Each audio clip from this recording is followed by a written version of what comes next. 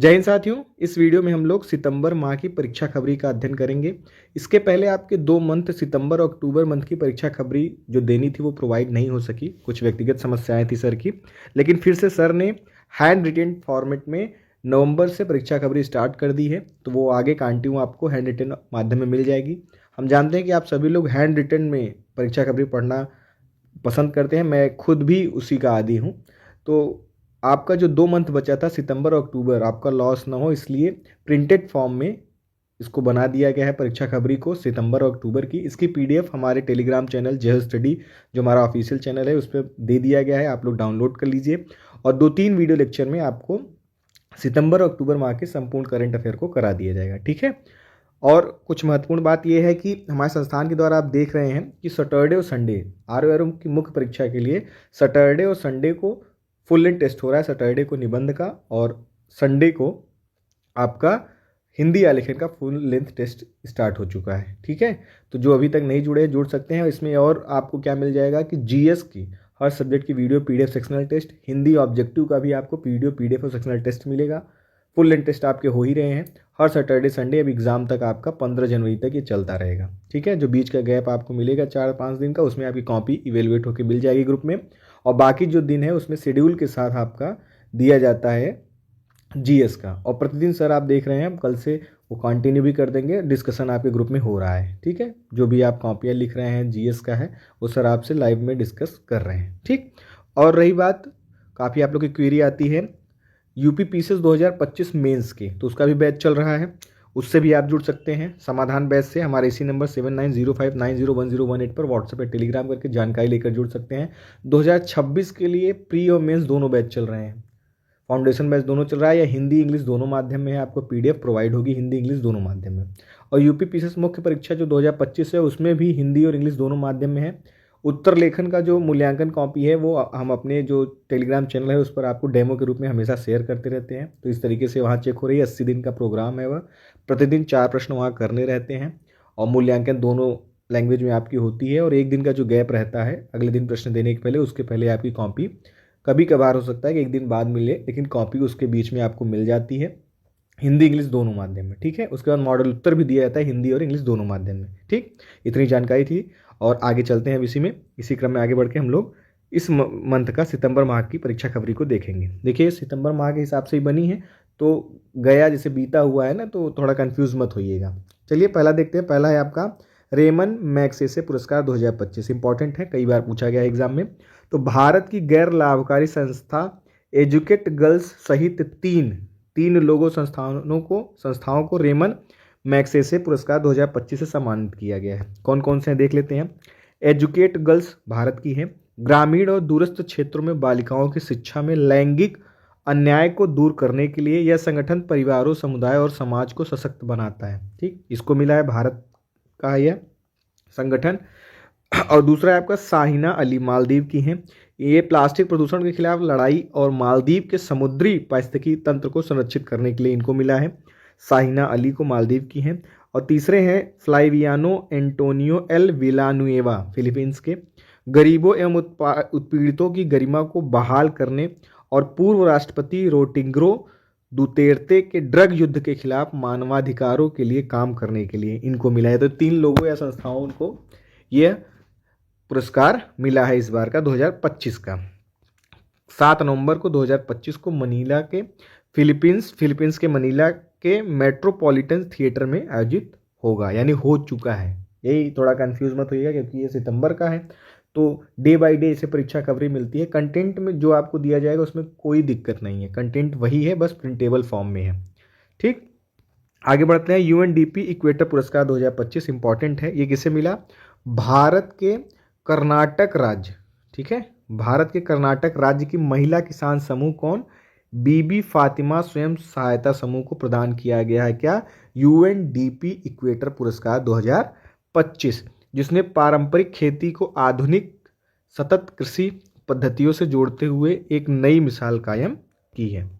Equator पुरस्कार 2025 की theme क्या है। प्रकृति आधारित जलवायु कार्रवाई, नेचर ऑन क्लाइमेट एक्शन। इस वर्ष विशेष रूप से महिलाओं एवं युवाओं के नेतृत्व में चल रही परियोजनाओं पर ध्यान केंद्रित किया गया है।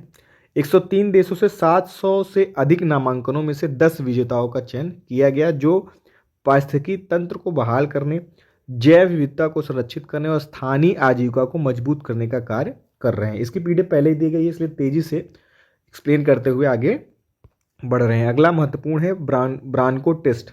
भारतीय क्रिकेटरों के लिए नया फिटनेस मापदंड आया है। अब इस फिटनेस को पास करना पड़ेगा भारतीय क्रिकेट टीम को।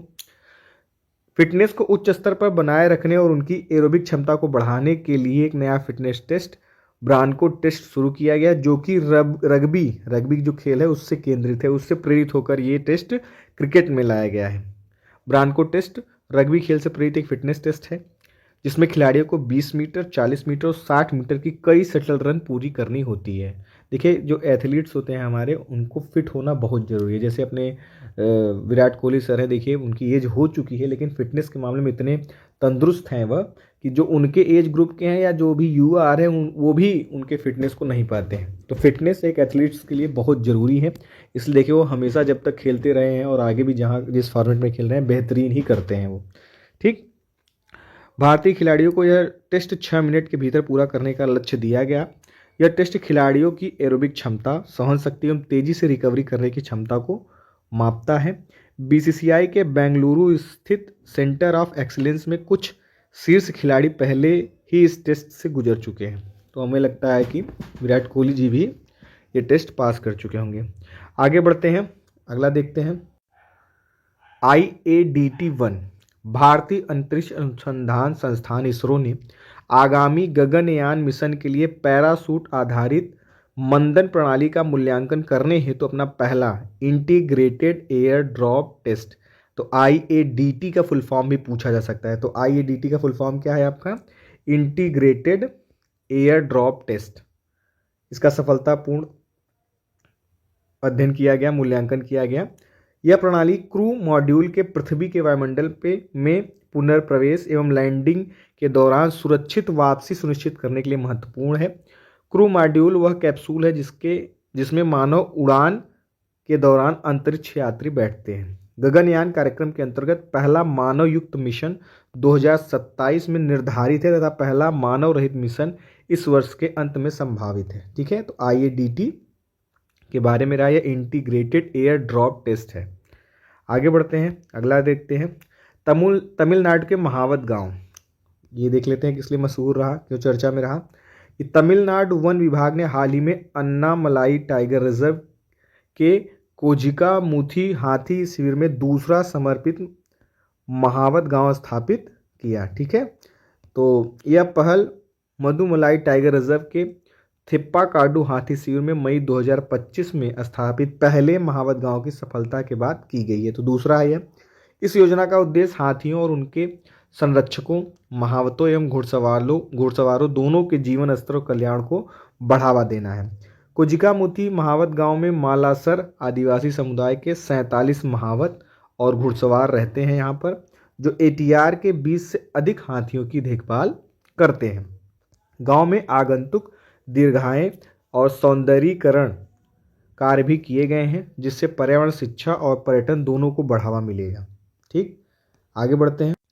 नुआखाई महोत्सव महत्वपूर्ण है, कई बार एग्जाम में पूछा गया है कि कहाँ का महोत्सव है मिलान में, अब थोड़ा और डीप में पूछा जा सकता है। तो हाल ही में पश्चिमी उड़ीसा का प्रमुख कृषि और सांस्कृतिक पर्व नुआखाई महोत्सव 2025 मनाया गया। यह पर्व हर वर्ष गणेश चतुर्थी के एक दिन बाद भाद्रपद मास की शुक्ल पश्चिमी तिथि को मनाया जाता है। ठीक है, तो शुक्ल पश्चिमी तिथि को मनाया जाता है।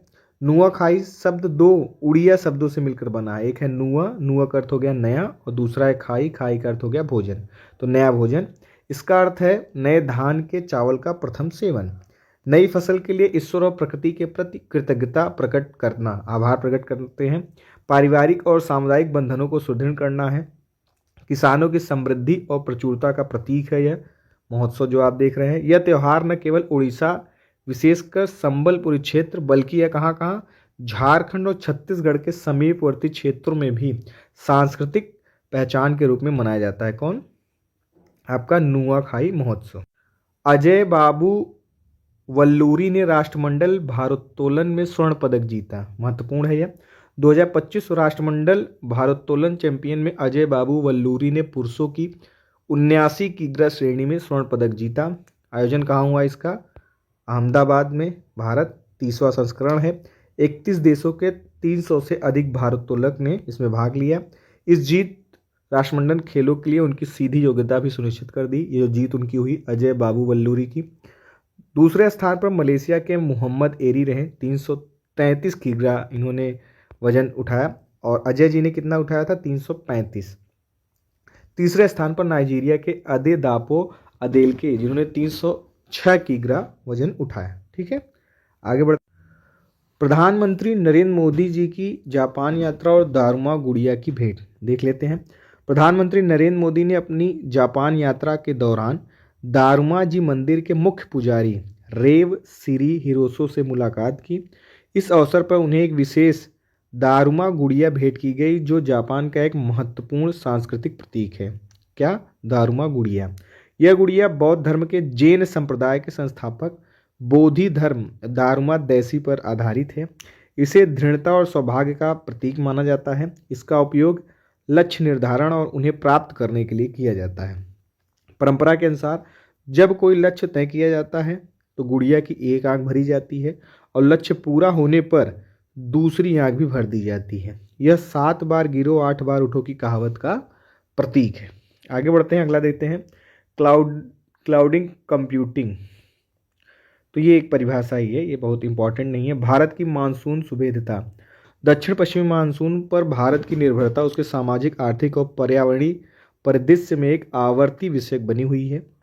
तकनीकी प्रगति, नीतिगत सुधारों एवं अर्थव्यवस्था के विविधीकरण के बावजूद मानसून से कृषि उत्पादन, ग्रामीण आय, जल सुरक्षा एवं मुद्रास्फीति की प्रवृत्ति निर्धारित होती है। बहुत ही महत्वपूर्ण मानसून है भारत के परिप्रेक्ष्य में दक्षिणी पश्चिमी मानसून। उसी के बारे में विशेष बात की गई है, एक हिसाब से जीके की तरह है। अगला है दीनदयाल लाडो लक्ष्मी योजना। देख लेते हैं, योजना है तो महत्वपूर्ण होगी। महिलाओं की आर्थिक स्थिति को मजबूत करने के लिए, ये महत्वपूर्ण लाइन है कि कहाँ किसने? हरियाणा सरकार ने दीनदयाल लाडो लक्ष्मी योजना की शुरुआत की, तो इसलिए महत्वपूर्ण हो गया। किसने? हरियाणा सरकार ने। इस योजना के तहत कि हर पात्र महिला को हर महीने 2100 रुपये की मदद, ये भी इंपॉर्टेंट हो गया। ये हरियाणा सरकार की योजना है और 2100 रुपये की मदद दी जाएगी। हरियाणा सरकार ने इस योजना के लिए वित्त वर्ष 2025-26 के बजट में 5000 करोड़ रुपए का बजट आवंटित किया। यह योजना 25 सितंबर से लागू होगी। महत्वपूर्ण हो गई। लाडो लक्ष्मी योजना के पहले चरण में उन महिलाओं के खाते में पैसा आएगा जिनके परिवार की आय कितनी है? 1 लाख रुपए से भी कम है। इससे अधिक आय वर्ग वाले परिवार को चरणबद्ध तरीके से योजना में शामिल किया जाएगा। महिलाओं की आर्थिक स्थिति को मजबूत करना इसका लक्ष्य है।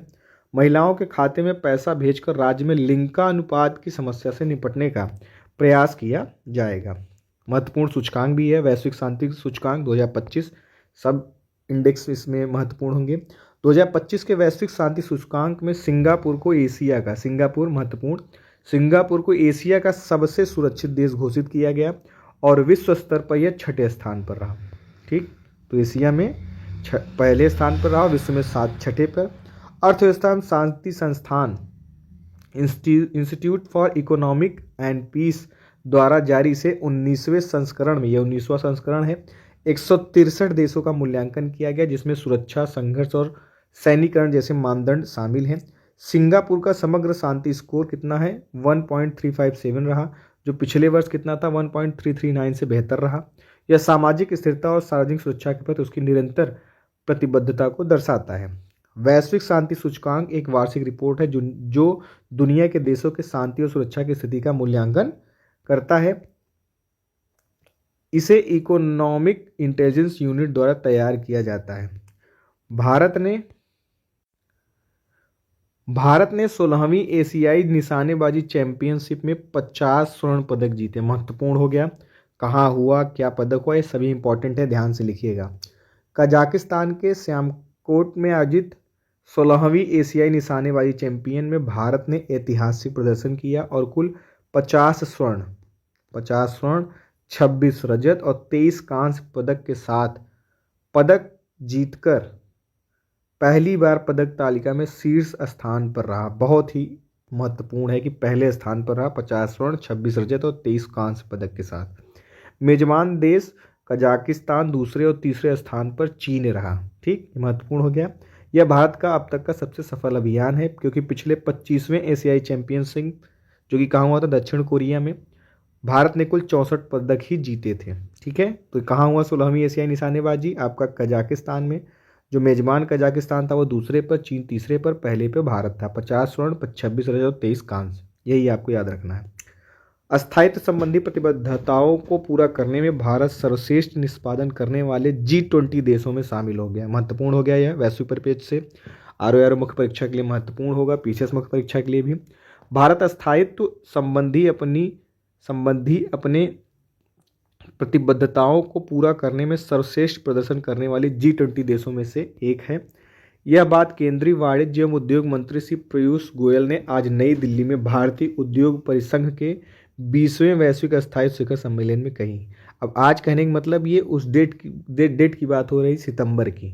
ठीक है, यही हम आपसे थोड़ा कहना चाह रहे थे, शुरू में भी बोला कि ये पुराना सितंबर माह का हम डिस्कस कर रहे हैं, तो उस हिसाब से जो डे बाय डे बनाया गया है उसकी ये वीडियो है। ठीक है, तो पर कंफ्यूज मत होइएगा। आदिवाणी का बीटा संस्करण लॉन्च देख लेते हैं। भारत सरकार ने जनजातीय कार्य मंत्रालय ने महत्वपूर्ण कदम उठाते हुए आदिवाणी का बीटा संस्करण लॉन्च किया है। यह भारत का पहला AI संचालित जनजातीय भाषाओं का अनुवादक है। क्या? आदिवाणी। यह पहल न केवल संकटग्रस्त जनजातीय बोलियों के संरक्षण के लिए अहम है, बल्कि शिक्षा, शासन और सेवाओं तक समावेशी डिजिटल पहुंच सुनिश्चित करने में भी मील का पत्थर साबित होगा। ठीक है, बिहार सरकार की नई पहल देख लेते हैं। मुख्यमंत्री महिला रोजगार योजना क्या है? महत्वपूर्ण है, और अभी तो चुनाव का परिणाम भी आ चुका है, तो इस लहजे से और महत्वपूर्ण है। तो मुख्यमंत्री नीतीश कुमार के नेतृत्व में बिहार सरकार ने महिलाओं के रोजगार और आर्थिक सशक्तिकरण को बढ़ावा देने के लिए मुख्यमंत्री महिला रोजगार योजना शुरू की। इसका मुख्य उद्देश्य क्या रहा कि हर परिवार की एक महिला को वित्तीय सहायता प्रदान कर उसके स्वरोजगार और उद्यमिता को प्रोत्साहित करना है। महत्वपूर्ण है यह लाइन। योजना के माध्यम से स्थानीय रोजगार के अवसर बढ़ाए जाएंगे और पलायन को कम करने में मदद मिलेगी। योजना के तहत महिला उद्यमियों को अपनी पसंद के व्यवसाय शुरू करने के लिए पहली किस्त के रूप में 10,000 रुपये दिए जाएंगे।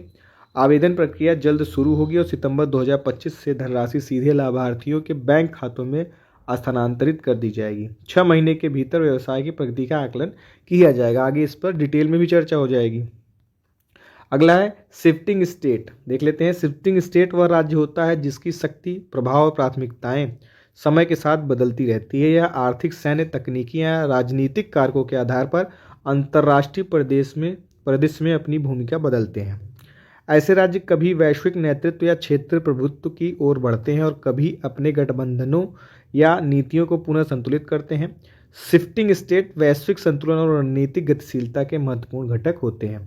तो एक हिसाब से ऐसा जो कोई टर्म्स यूज हो जाता है, जैसे जेनजी हो गया, शिफ्टिंग स्टेट की बातें हो गई, तो इससे प्रश्न बन जाते हैं, तो इसको भी ध्यान रखेंगे आप करंट के परिप्रेक्ष्य में। भारतीय सेना का युद्ध कौशल 3.0 अभ्यास, तो ये महत्वपूर्ण हो गया। युद्ध कौशल 3.0 भारतीय सेना ने कहाँ? अरुणाचल प्रदेश के उच्च ऊंचाई वाले, तो कहाँ पर? अरुणाचल प्रदेश के उच्च ऊंचाई वाले रणनीतिक क्षेत्रों में युद्ध कौशल 3.0 नामक बहुक्षेत्रीय अभ्यास सफलतापूर्व संपन्न किया। यह अभ्यास क्या है? आधुनिक युद्ध रणनीतियों, तकनीकी क्षमताओं और स्वदेशी हथियार प्रणालियों के परीक्षण के लिए आयोजित किया गया। बहुक्षेत्रीय तत्परता बढ़ाना, विभिन्न प्रकार के भौगोलिक और जलवायु परिस्थितियों में सेना की त्वरित और कुशल प्रतिक्रिया सुनिश्चित करना, इसलिए यह किया गया। प्रौद्योगिकी एकीकरण, उन्नत डिजिटल और AI सक्षम प्रणालियों के माध्यम से युद्ध प्रबंधन और निर्णय क्षमता में सुधार करना इसका लक्ष्य है। स्वदेशी तकनीक और आत्मनिर्भर भारत को सुदृढ़ करना भी इसका लक्ष्य है। घरेलू रूप से विकसित हथियार, ड्रोन और निगरानी प्रणालियों का प्रभावी उपयोग होगा। अंतर एजेंसी सहयोग का भी परीक्षण होगा। ITBP और अन्य सुरक्षा एजेंसियों के साथ समन्वय क्षमता को मजबूत करना भी इसका लक्ष्य है। ठीक है, तो कहाँ हुआ? युद्ध कौशल 3.0 अरुणाचल के उच्च ऊंचाई वाले क्षेत्रों में। एयर मार्शल संजीव घुराटिया बने IAF के नए रखरखाव प्रमुख। ठीक है, तो इतनी बात यहाँ याद रखनी है कि air marshal Sanjeev Ghuratia AVSM और VSM से सम्मानित हैं।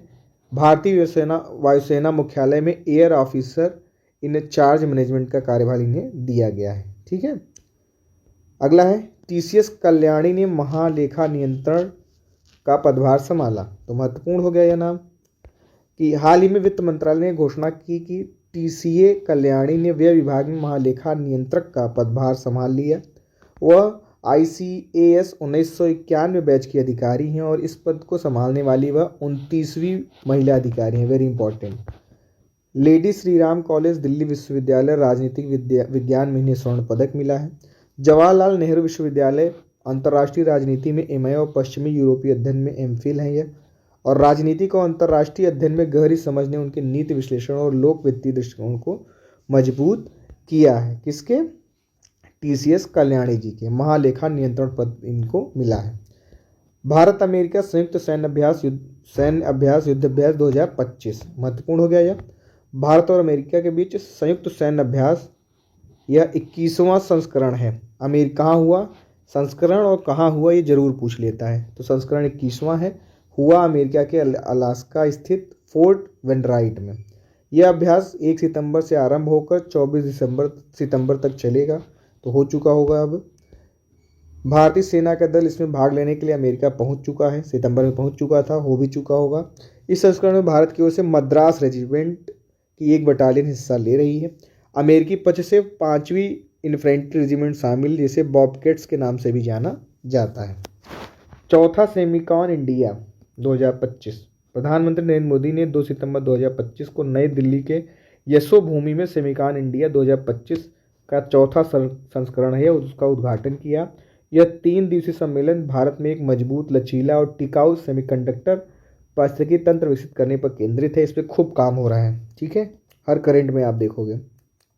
सम्मेलन में स्मार्ट विनिर्माण, अनुसंधान एवं विकास, कृत्रिम बुद्धिमत्ता में नवाचार, निवेश के अवसर और राज्य स्तरीय नीति कार्यान्वयन जैसे महत्वपूर्ण विषयों पर चर्चा की जाएगी।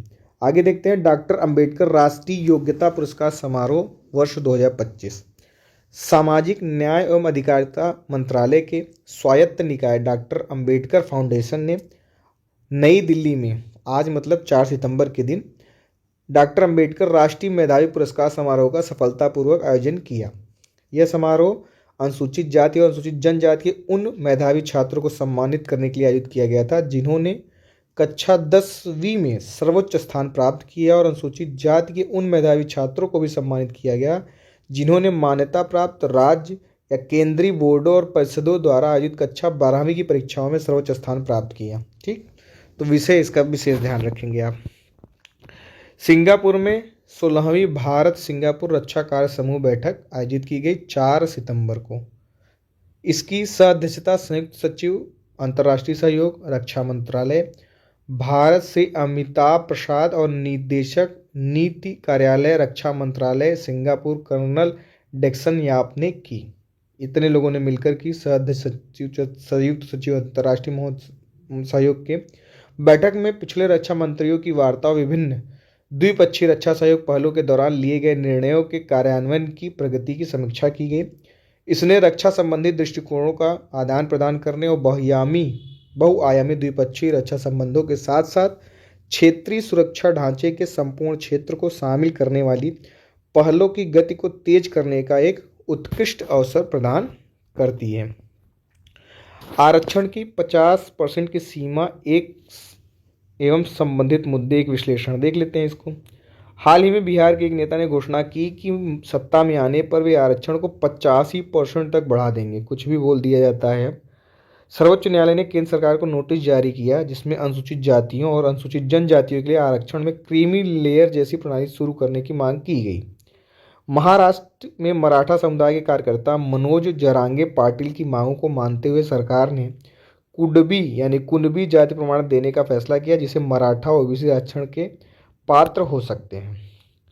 टोपोलॉजिकल इंसुलेटर क्या है भैया, इसको देख लेते हैं। टोपोलॉजिकल इंसुलेटर एक ऐसा पदार्थ है जो अंदरूनी तौर पर विद्युत चालक नहीं होता, लेकिन इसके सतही स्तर पर इलेक्ट्रॉनों का प्रवाह बिना अवरोध के होता है। इसका इलेक्ट्रॉनिक व्यवहार पदार्थ को टोपोलॉजिकल संरचना से नियंत्रित होता है, जो क्वांटम यांत्रिकी और समय पारस्परिक संरक्षण के नियमों पर आधारित है। इस पदार्थ का इस्तेमाल उन कंप्यूटर उपकरणों में किया जाता है जो इलेक्ट्रॉनों की क्वांटम और स्पिन विशेषताओं पर काम करते हैं। अब देखने में ये लग रहा है कि यह जीके है और जीके है, लेकिन ये करंट में ये टर्म्स यूज किए गए हैं, इसलिए यहाँ से प्रश्न बनने के चांस बढ़ जाते हैं। और नया प्रश्न भी हो जाता है, लेकिन बात आपकी जीके की होती है करंट के परिप्रेक्ष्य में। तो ऐसी चीज़ें भी आप याद रखेंगे। पीएम स्वनिधि योजना का पुनर्गठन एवं विस्तार देख लेते हैं इसको भी। केंद्रीय मंत्रिमंडल ने प्रधानमंत्री स्ट्रीट वेंडर्स आत्मनिर्भर निधि योजना के पुनर्गठन को मंजूरी दे दी है। मंत्रिमंडल ने ऋण अवधि को 31 दिसंबर 2024 से बढ़ाकर कब 31 मार्च 2030 तक कर दिया है। इस योजना का कुल परिव्यय कितना होगा? 7,332 करोड़। इस योजना का कार्यान्वयन आवास एवं शहरी कार्य मंत्रालय और वित्तीय सेवा विभाग की संयुक्त जिम्मेदारी होगी। इसमें क्या होगा देख लेते हैं थोड़ा। इसमें डीएफएस बैंकों, वित्तीय संस्थानों और उनके जमीनी स्तर के अधिकारियों के माध्यम से ऋण क्रेडिट कार्ड तक पहुंच को सुगम बनाने के लिए जिम्मेदार होगा। पुनर्गठित योजना की प्रमुख विशेषताओं में शामिल क्या क्या है?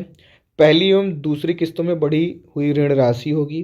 पहली किस्त के ऋण को 10,000 रुपये से बढ़ाकर कितना कर दिया गया है? ये लाइन याद रखेंगे, 10,000 से बढ़ाकर 15,000। जबकि दूसरी किस्त के ऋण को 20,000 रुपये से बढ़ाकर कितना 25,000 रुपये कर दिया गया है। तीसरी किस्त 50,000 रुपये पर अपरिवर्तित रहेगी, इसमें कोई चेंजिंग नहीं हुई है। तो दोनों में जो चेंजिंग हुई उसे याद रखेंगे, 10 से 15,000, 20 से 25,000। ऋण चुकाने वाले लाभार्थियों के लिए UPI linked RuPay card, credit card का प्रावधान किया गया है। तो ये महत्वपूर्ण हो गया है। इस समय ऑनलाइन पेमेंट के मामले में भारत तो शीर्ष की ओर बढ़ ही रहा है। भारत EFTA व्यापार समझौता तो देख लेते हैं। भारत ने हाल ही में EFTA का अर्थ क्या हो गया? यूरोपीय मुक्त व्यापार संघ के साथ एक व्यापार एवं आर्थिक भागीदारी समझौता टेपा पर हस्ताक्षर किया, जो 1 अक्टूबर 2025 से लागू होगा। हस्ताक्षर तिथि 10 मार्च 2025 को नई दिल्ली में हस्ताक्षरित हुई थी। लागू होने की तिथि कब से होगी? 1 अक्टूबर 2025 से यह प्रभावी हो जाएगा, इसलिए महत्वपूर्ण हो गया। उद्देश्य क्या है इसका? व्यापार एवं निवेश को बढ़ावा देना, आपूर्ति श्रृंखलाओं को मजबूत करना और आर्थिक विकास को प्रोत्साहित करना। हस्ताक्षर किन लोगों ने किया? भारत की ओर से वाणिज्य मंत्री पीयूष गोयल और EFTA देशों के मंत्रियों, स्विट्जरलैंड के गाय परमेलियन, आइसलैंड के बजारनी बेनेडिक्टसन, लिechtenstein की डोमिनिक हासलर और नॉर्वे के जेन क्रिश्चियन वेस्ट्रे। विशेषता क्या है? यह भारत का पहला ऐसा समझौता होगा जिसमें निवेश एवं सतत विकास के लिए कानूनी बाध्यकारी प्रावधान है। भारत में महापंजीयक के नमूना पंजीकरण सर्वेक्षण सांख्यिकी रिपोर्ट 2023 जारी की है। महत्वपूर्ण हो गया। जन्म दर में गिरावट आई है, देख लेते हैं। असोधित जन्म दर 1 वर्ष में जनसंख्या में प्रति 1,000 लोगों पर पैदा हुए बच्चों की संख्या को दर्शाती है। ये तो आप सभी जानते हैं। राष्ट्रीय अशोधित जन्म दर वर्ष 2022 में 19.1 से घटकर वर्ष 2023 में कितनी हो गई? 18.4% हो गई। ठीक है, घटी है जन्म दर। सबसे अधिक CVR कहाँ का है? जो जन्म दर है बिहार का, और सबसे कम कहाँ का है? तमिलनाडु का 12। तो ये भी आप याद रखेंगे। अब मृत्यु दर की बात करें तो देश की अशोधित मृत्यु दर वर्ष 2023 में जो 6.4 थी, 2022 से वह 0.4 अंक कम हुई है। तो इसमें भी कमी हुई है 0.4 की। कुल प्रजनन दर जो देश की है 2023 में 1.9 तक गिर गई है। ठीक है, जबकि 2021-22 में यह कितनी थी? 2 पर थी। तो ये भी याद रखेंगे डाटा। TFR प्रति महिला अपनी संपूर्ण प्रजनन अवधि के दौरान जन्म लेने वाले अपेक्षित बच्चों की औसत संख्या को दर्शाता है। शिशु मृत्यु दर राष्ट्रीय औसत घटकर 25 प्रति 1,000 जीवित जन्म 2023 हो गया है। तो सब में आप देख रहे हैं गिरावट हुई है। तो सारे डाटा महत्वपूर्ण है, लिख कर याद कर लीजिएगा। GST सुधार देख लेते हैं। 2025 1 जुलाई 2017 से लागू हुआ था। यह स्वतंत्रता के बाद सबसे बड़ा अप्रत्यक्ष कर सुधार था। क्या? GST। प्रधानमंत्री ने अगली पीढ़ी के GST सुधार की घोषणा की थी, जिसका उद्देश्य क्या था? ये GST के बारे में बता रहे हैं। आम आदमी का बोझ कम करना, व्यवसायों के लिए सरल अनुपालन और किसानों, MSME, युवाओं और मध्यम वर्ग को प्रत्यक्ष लाभ पहुंचाना। पुरानी दरें जो 12% और 28% हैं, इन्हें हटाई गई है। अब केवल 2 स्लैब हैं। कौन कौन सा? एक 5% का और 18% का। लग्जरी और हानिकारक वस्तुओं पर 40% टैक्स लगाया गया। नई दरें 22 सितंबर 2025 से लागू होंगी। तो यहाँ टैक्स तो घटा दिया गया, लेकिन एक चीज़ की मैं निंदा करूँगा वीडियो के माध्यम से कि जो बच्चों का फॉर्म भरा जा रहा है उसमें मैं देख रहा हूँ जो फॉर्म अभी आए हैं कुछ, उनमें पैसा बहुत लग रहा है। तो सरकार को चाहिए कि इसमें थोड़ा ध्यान देना चाहिए। बच्चों से बहुत अधिक फीस न लेनी चाहिए। मैं देख रहा हूँ उसमें फीस बहुत अधिक है। ग्राम न्यायालय, भारत में न्याय प्रणाली की पहुंच ग्रामीण क्षेत्रों तक सीमित और कठिन रही है।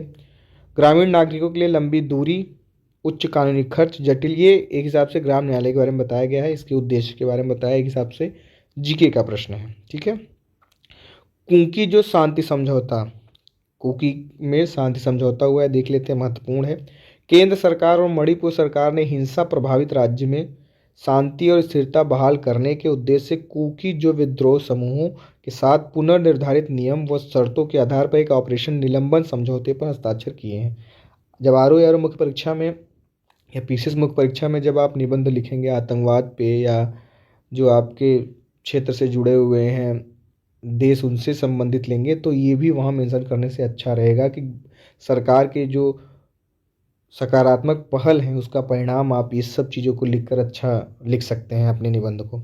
मणिपुर में मई 2023 से मैतेई और कुकी जो समुदायों के बीच लंबे समय से जाति हिंसा जारी है, जिसके परिणाम स्वरूप 2 से अधिक मौतें और बड़े पैमाने पर विस्थापन हुआ है। तो ये डाटा आपके लिए बहुत ही इंपॉर्टेंट होंगे निबंध के लिए। कई कुकी विद्रोही समूह वर्ष 2008 से ही ऑपरेशन निलंबन समझौते के तहत शांति वार्ता कर रहे हैं। इस समझौते को राज्य में सुलह और स्थायी शांति की दिशा में एक बड़ा कदम माना जा रहा है। यह समझौता हस्ताक्षर की तारीख से 1 वर्ष की अवधि के लिए प्रभावी होगा। विदेशी एवं अप्रवासन अधिनियम 2025, 1 सितंबर 2025 से संसद द्वारा पारित विदेशी एवं अप्रवासन अधिनियम 2025 लागू हो गया, जिसने अप्रवासन संबंधी सभी बिखरे हुए कानूनों को एकीकृत कर दिया है। देख लेते हैं अधिनियम का नाम क्या है। The immigration and foreigners act 2025 लागू होगा 1 सितंबर 2025 से। उद्देश्य क्या है, विदेशी नागरिकों के प्रवेश, ठहराव, आवाजाही और निकासी को सुव्यवस्थित करना तथा डिजिटल और केंद्रीकृत निगरानी व्यवस्था बनाना। संसद में पारित हो गया, लोकसभा में 27 मार्च 25 को और राज्यसभा में 2 अप्रैल को, और राष्ट्रपति जी ने स्वीकृति दी है इसे 4 अप्रैल 2025 को। भारत का पहला गिद्ध ज्ञान पोर्टल असम में लॉन्च, तो महत्वपूर्ण है, कहाँ लॉन्च हुआ है, असम में। 2 सितंबर 2025 को भारत में लुप्त प्राय गिद्धों के संरक्षण, अनुसंधान और जागरूकता को बढ़ावा देने के लिए असम में देश का पहला गिद्ध ज्ञान पोर्टल लॉन्च किया गया, तो असम में हुआ।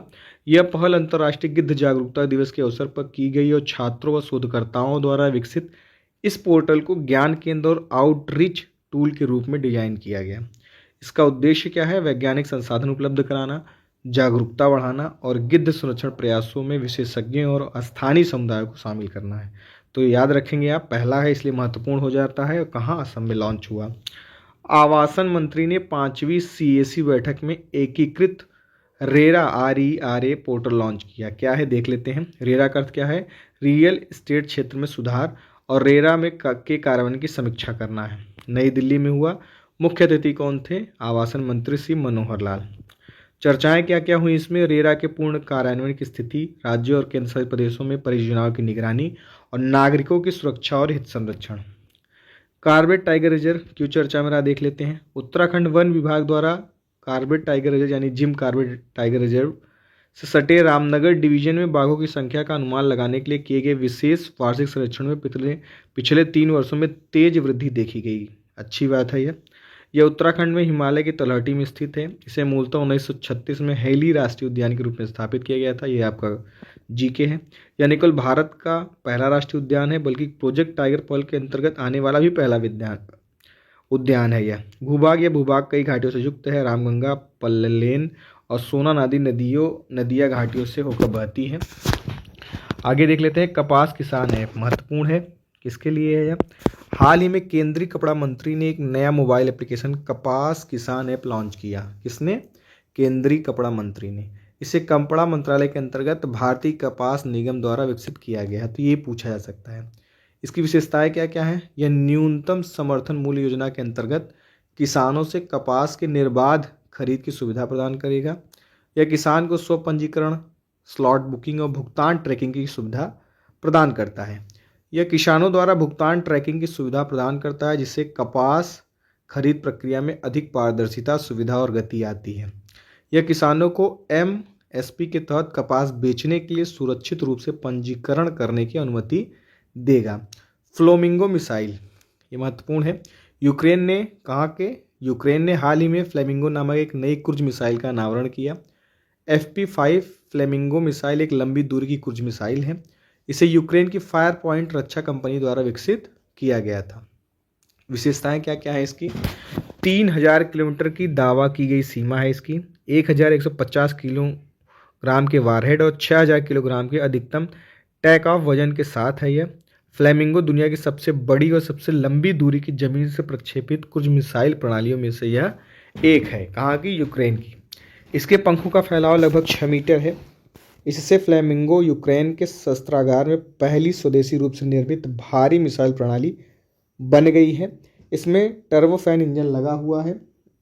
इसकी गति 900 किलोमीटर प्रति घंटा तक है तथा नेविगेशन जड़तत्वीय प्रणाली और GPS पर आधारित है। अंगीकार 2025 अभियान किसके द्वारा लॉन्च किया गया? केंद्रीय आवास और शहरी मामलों के मंत्री ने प्रधानमंत्री आवास योजना शहरी 2.0 के तहत अंगीकार 2025 अभियान का शुभारंभ किया। यह प्रधानमंत्री आवास योजना शहरी 2.0 के बारे में जागरूकता पैदा करने के लिए एक अंतिम मील आउटरीच अभियान है। इससे देश भर में इस योजना के बारे में व्यापक जागरूकता पैदा करके PMAYU 2.0 के कार्यान्वयन में तेजी आएगी। इस योजना के तहत आवेदनों के सत्यापन में तेजी लाने तथा PMYU के तहत पहले से स्वीकृत मकानों के निर्माण कार्य में तेजी लाने के लिए भी तैयार किया गया है। यह देश भर में अवधि इसकी कितनी है? 5000 से अधिक शहरी स्थानीय निकायों में 2 महीनों की अवधि तक चलेगा। फोकस क्या होगा? यह मुख्य रूप से समाज के कमजोर वर्गों को आवास योजना का लाभ प्रदान करने पर केंद्रित होगा। INS कदम की पापुआ न्यू गिनी यात्रा। पापुआ न्यू गिनी के 50वें स्वतंत्रता दिवस समारोह में के हिस्से के रूप में भारतीय नौसेना बैंड ने पोर्ट मोरेस्बी में भव्य सैन्य संगीत में प्रस्तुति ग्रैंड मिलिट्री टैटू में भाग लिया, जो भारतीय नौसेना के पोत कदमत पर सवार होकर आयोजित किया गया। महत्वपूर्ण हो गया पापुआ न्यू गिनी की यात्रा की। इस कार्यक्रम में कई देशों के बैंड एक साथ आए जो संगीत और की सार्वभौमिक भाषा के माध्यम से एकता, अनुशासन और साझा विरासत का प्रतीक रहे। हाइब्रिडोमा यह क्या है? यह कृत्रिम रूप से निर्मित कोशिका होती है जो बीटा लिम्फोसाइट और माइलोमा कैंसर कोशिका के मेल से बनाई जाती है। यह कोशिका लंबे समय तक जीवित रह सकती है और विशिष्ट मोनोक्लोनल एंटीबॉडी का निरंतर उत्पादन करती है। हाइब्रिडोमा तकनीक चिकित्सा अनुसंधान, रोग निदान और प्रतिरक्षा चिकित्सा में महत्वपूर्ण भूमिका निभाती है।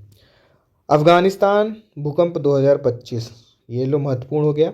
31 अगस्त 2025 को अफगानिस्तान के पूर्वी भाग में आए भीषण भूकंप के बाद कई बार अफगानिस्तान में आफ्टर शॉक महसूस किए गए। इससे देश गहरे मानवीय संकट में पहुंच गया। स्थान कहाँ था? पूर्वी अफगानिस्तान, कुनार प्रांत एवं आसपास का क्षेत्र। तीव्रता कितनी थी भूकंप की? 6.0 और 5.2 का आफ्टर शॉक था 2 दिन बाद तक। प्रभावित क्षेत्र कौन कौन से थे? कुनार, नंगरहार एवं आसपास के पर्वतीय गांव। ऊपरी केंद्र यानी EP सेंटर सबसे जहां अनुभव हुआ वह कौन सा है? मुख्य भाग का केंद्र कुनार प्रांत में था। आयकर अधिनियम 2025 कर संरचना का एक नया स्वरूप आया है। 1 अप्रैल 2025 से संसद द्वारा पारित आयकर अधिनियम 2025 प्रभावी होगा। इस अधिनियम में भाषा को सरल बनाया गया है, अप्रचलित प्रावधानों को हटाया गया है तथा प्रावधानों को मजबूत एवं पुनर्गठित किया गया है।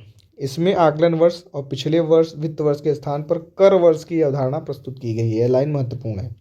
आयकर अधिनियम 2025 का पारित होना एक सुव्यवस्थित सरलीकृत कर व्यवस्था के निर्माण की दिशा में ऐतिहासिक विकास है, जिसका उद्देश्य पारदर्शिता, समानता एवं आर्थिक दक्षता को बढ़ाना है।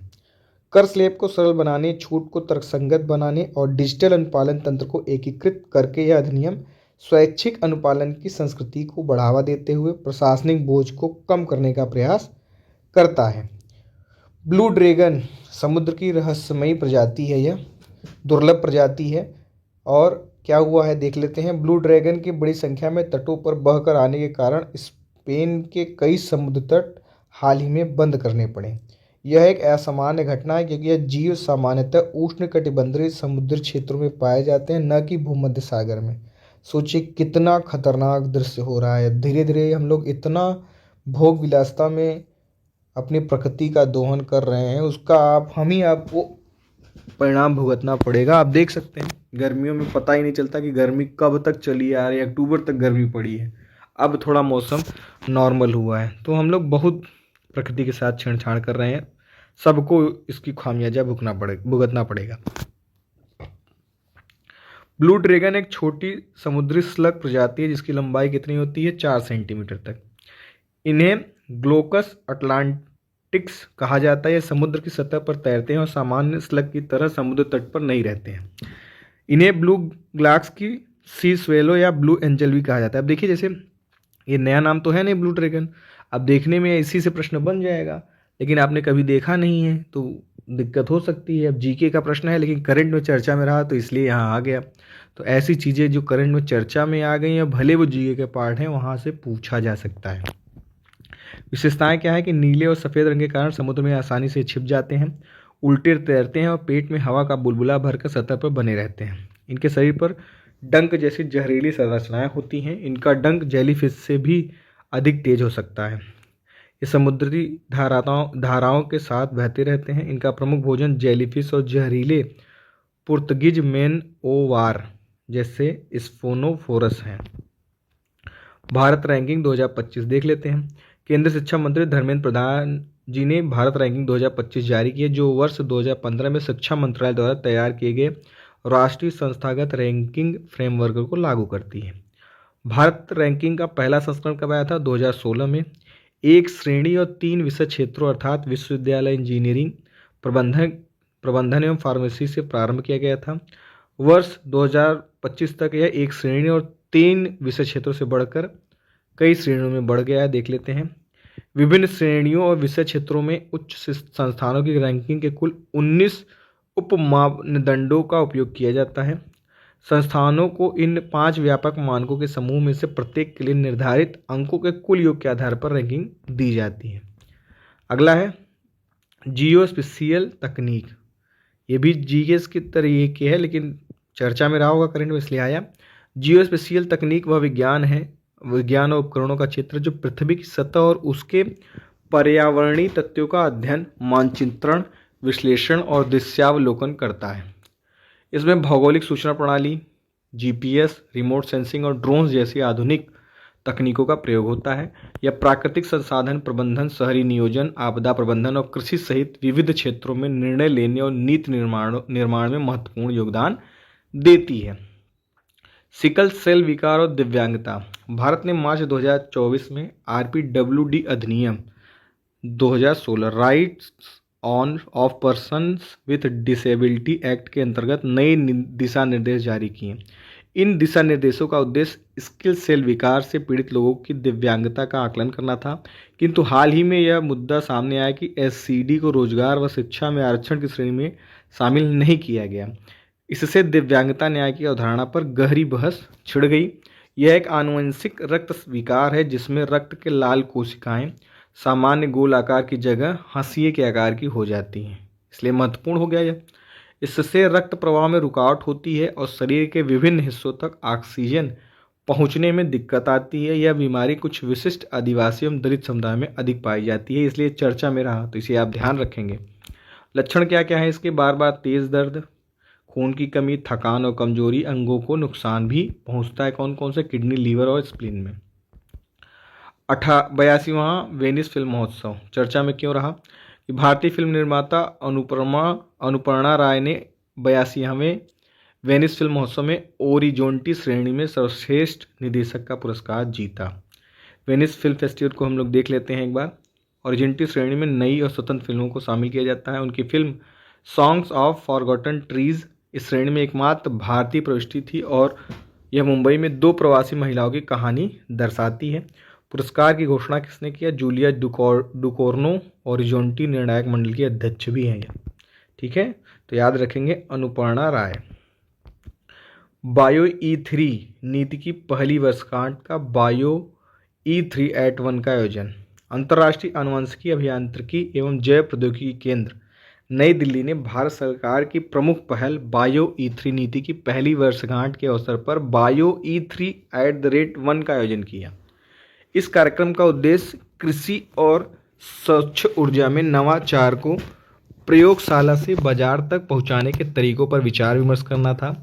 इसके लिए अग्रणी राष्ट्रीय शोध संस्थानों और उद्योग जगत के दिग्गजों को एक मंच पर लाया गया। कार्यक्रम का विषय क्या था? जलवायु अनुकूल कृषि और स्वच्छ ऊर्जा के लिए संस्थान। सहयोगी संस्थान कौन कौन से थे?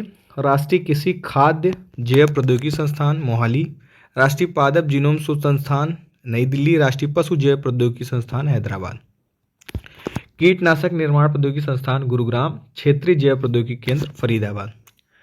लेविस की ग्लोबल ब्रांड एम्बेसडर देख लेते हैं। लेविस स्टार्स एंड कंपनी ने बॉलीवुड अभिनेत्री आलिया भट्ट को अपना वैश्विक ब्रांड एम्बेसडर घोषित किया। इसके लिए यही महत्वपूर्ण है, बस इतनी बात। आगे बढ़ते हैं। इरफान अली पुनः गुयाना के राष्ट्रपति बने, तो महत्वपूर्ण हो गया। पीपुल्स प्रोग्रेसिव पार्टी के नेता मोहम्मद इरफान अली ने गुयाना में राष्ट्रपति पद पर पुनः निर्वाचित होकर निर्णायक जीत हासिल की। पार्टी ने अपने निकटतम प्रतिद्वंदी से दोगुनों से अधिक वोट प्राप्त किए। यह जीत 2020 की तुलना में ट्रिपल पी के जनादेश को और मजबूत करती है। एशिया कप 2025, भारत ने पुरुष हॉकी में चौथा खिताब जीता। प्रधानमंत्री नरेंद्र मोदी ने बिहार के राजगीर में आयोजित एशिया कप, महत्वपूर्ण हो गया, कहाँ हुआ? बिहार के राजगीर में। भारतीय पुरुष हॉकी टीम की शानदार जीत पर बधाई दी। सोशल मीडिया पोस्ट में उन्होंने कहा कि यह जीत इसलिए खास है क्योंकि भारतीय टीम ने गत विजेता दक्षिण कोरिया को हराया। तो पिछली बार किसने जीता था? दक्षिण कोरिया ने। आगे बढ़ते हैं। रोमांचक फाइनल, भारत ने 4-1 से विजेता हुई है। बिहार के राजगीर हॉकी स्टेडियम में खेले गए पुरुष एशिया कप फाइनल में भारत ने दक्षिण कोरिया को 4-1 से हराकर अपना चौथा एशिया कप खिताब अपने नाम किया। तो इस बार का भी जीता और यह इनका चौथा खिताब हो गया। इस जीत के साथ भारत ने महाद्वीपीय दबदबा फिर से हासिल किया और 2026 FIH पुरुष हॉकी विश्व कप के लिए क्वालिफाई भी किया। ठीक है, तो दक्षिण कोरिया को हराया। हुआ कहाँ? बिहार के राजगीर हॉकी स्टेडियम में। ये तो हो चुका है। ठीक है, INS कदम्बत पापुआ न्यू गिनी के 50वें स्वतंत्रता दिवस में शामिल हुआ। इसके पहले भी आपने देखा ऊपर।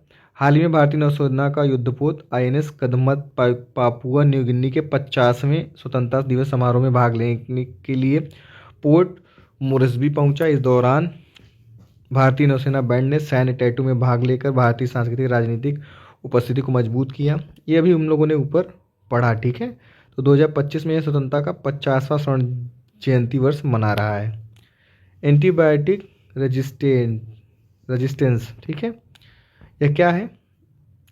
यह ऐसी स्थिति है जिसमें बैक्टीरिया या अन्य सूक्ष्मजीवी उन एंटीबायोटिक दवाओं के प्रभाव से प्रतिरक्षित हो जाते हैं जो सामान्यतः उन्हें मारने या उनकी वृद्धि को रोकने में सक्षम होती थी। ठीक है सॉरी। विश्व आत्महत्या रोकथाम दिवस 2017 17 सितंबर को मनाया जाता है। क्या? विश्व आत्महत्या रोकथाम दिवस। इसका उद्देश्य आत्महत्या की समस्या के प्रति वैश्विक स्तर पर जागरूकता उत्पन्न करना, इसके कारणों और परिणामों पर विचार करना तथा आत्महत्या रोकथाम के उपायों को प्रोत्साहित करना है। पंडित गोविंद वल्लभ पंत की 138वीं जयंती 2025, तो इनकी जन्मदिन भी है, याद रखेंगे पंडित गोविंद वल्लभ पंत जी की। 10 सितंबर 1887 को उत्तराखंड के अल्मोड़ा जिले में हुआ था। वह एक दूरदर्शी नेता और एक समर्पित स्वतंत्रता सेनानी थे जिन्होंने भारत की आज़ादी की लड़ाई में उसके बाद के राष्ट्र निर्माण में महत्वपूर्ण योगदान दिया। बहुत ही महत्वपूर्ण योगदान रहा इनका। दुबई में UPI-UPU एकीकरण। ठीक है, केंद्रीय संचार एवं पूर्वोत्तर क्षेत्र विकास मंत्री ज्योतिरादित्य M सिंधिया ने दुबई में आयोजित 28वीं यूनिवर्सल पोस्टल कांग्रेस, कहाँ हुआ 28वीं यूनिवर्सल पोस्टल कांग्रेस? दुबई में।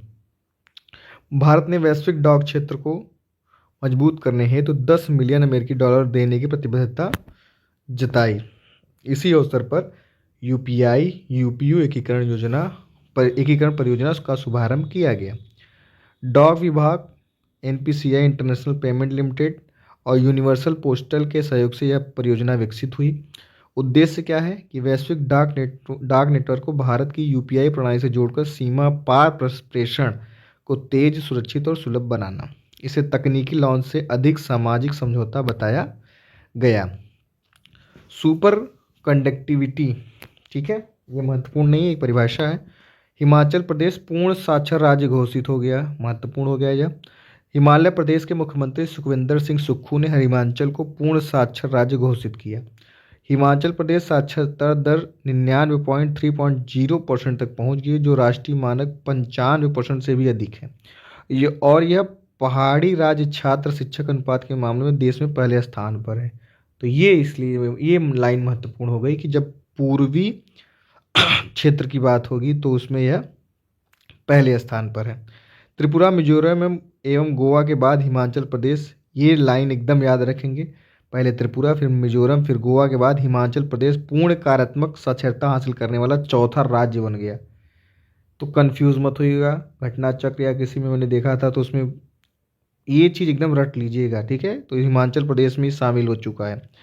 24 जून 2024 को लद्दाख को पूर्ण साक्षर होने वाला पहला केंद्रशासित प्रदेश घोषित किया गया। यहाँ एक लाइन विशेष ध्यान दीजिएगा, अगर प्रश्न में पूछ लेता है कि पहला पूर्णतः राज्य केंद्र शासित प्रदेश दोनों दिया रहे, तब आप लद्दाख को ही लगाएंगे, तब त्रिपुरा मत लगा दीजिएगा। ये चीज़ विशेष ध्यान रखिएगा, ठीक है न।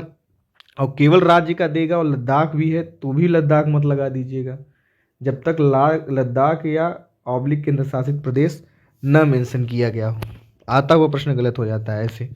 तो ये थोड़ी थोड़ी बारीकियां आप लोग जरूर ध्यान दीजिएगा। इस बार पीसीएस के प्रश्न में ऐसे ही लोगों ने खूब गलती की थी।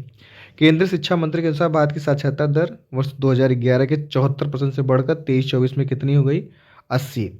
पूर्ण साक्षर राज्य कोई आधिकारिक, संवैधानिक या वैधानिक श्रेणी नहीं है। यह स्थिति जब घोषित की जाती है जब किसी राज्य को, उसी की परिभाषा से है, इंटरपोल के silver notice, narcotics control bureau ने एक वांछित भगोड़े ड्रग डीलर के खिलाफ इंटरपोल का पहला सिल्वर नोटिस जारी किया है। यह फ्रांस के लियोन स्थित अंतर्राष्ट्रीय पुलिस सहयोग संगठन द्वारा जारी किए गए 8 रंग कोडित नोटिसों में से एक है। इसे इंटरपोल ने वर्ष 2023 में वियना में अपनी 91वीं जनरल असेंबली में पायलट प्रोजेक्ट के रूप में शुरू किया। इस पायलट प्रोजेक्ट में 52 देश शामिल है। यह इस वर्ष जनवरी में अस्तित्व में आई है। उद्देश्य क्या है इसका? यह नोटिस आपराधिक गतिविधियों जैसे धोखाधड़ी, भ्रष्टाचार, नशीली दवाओं की तस्करी, पर्यावरणीय अपराध आदि से संबंधित संपत्तियों का पता लगाने और उनकी जानकारी प्राप्त करने में मदद करता है।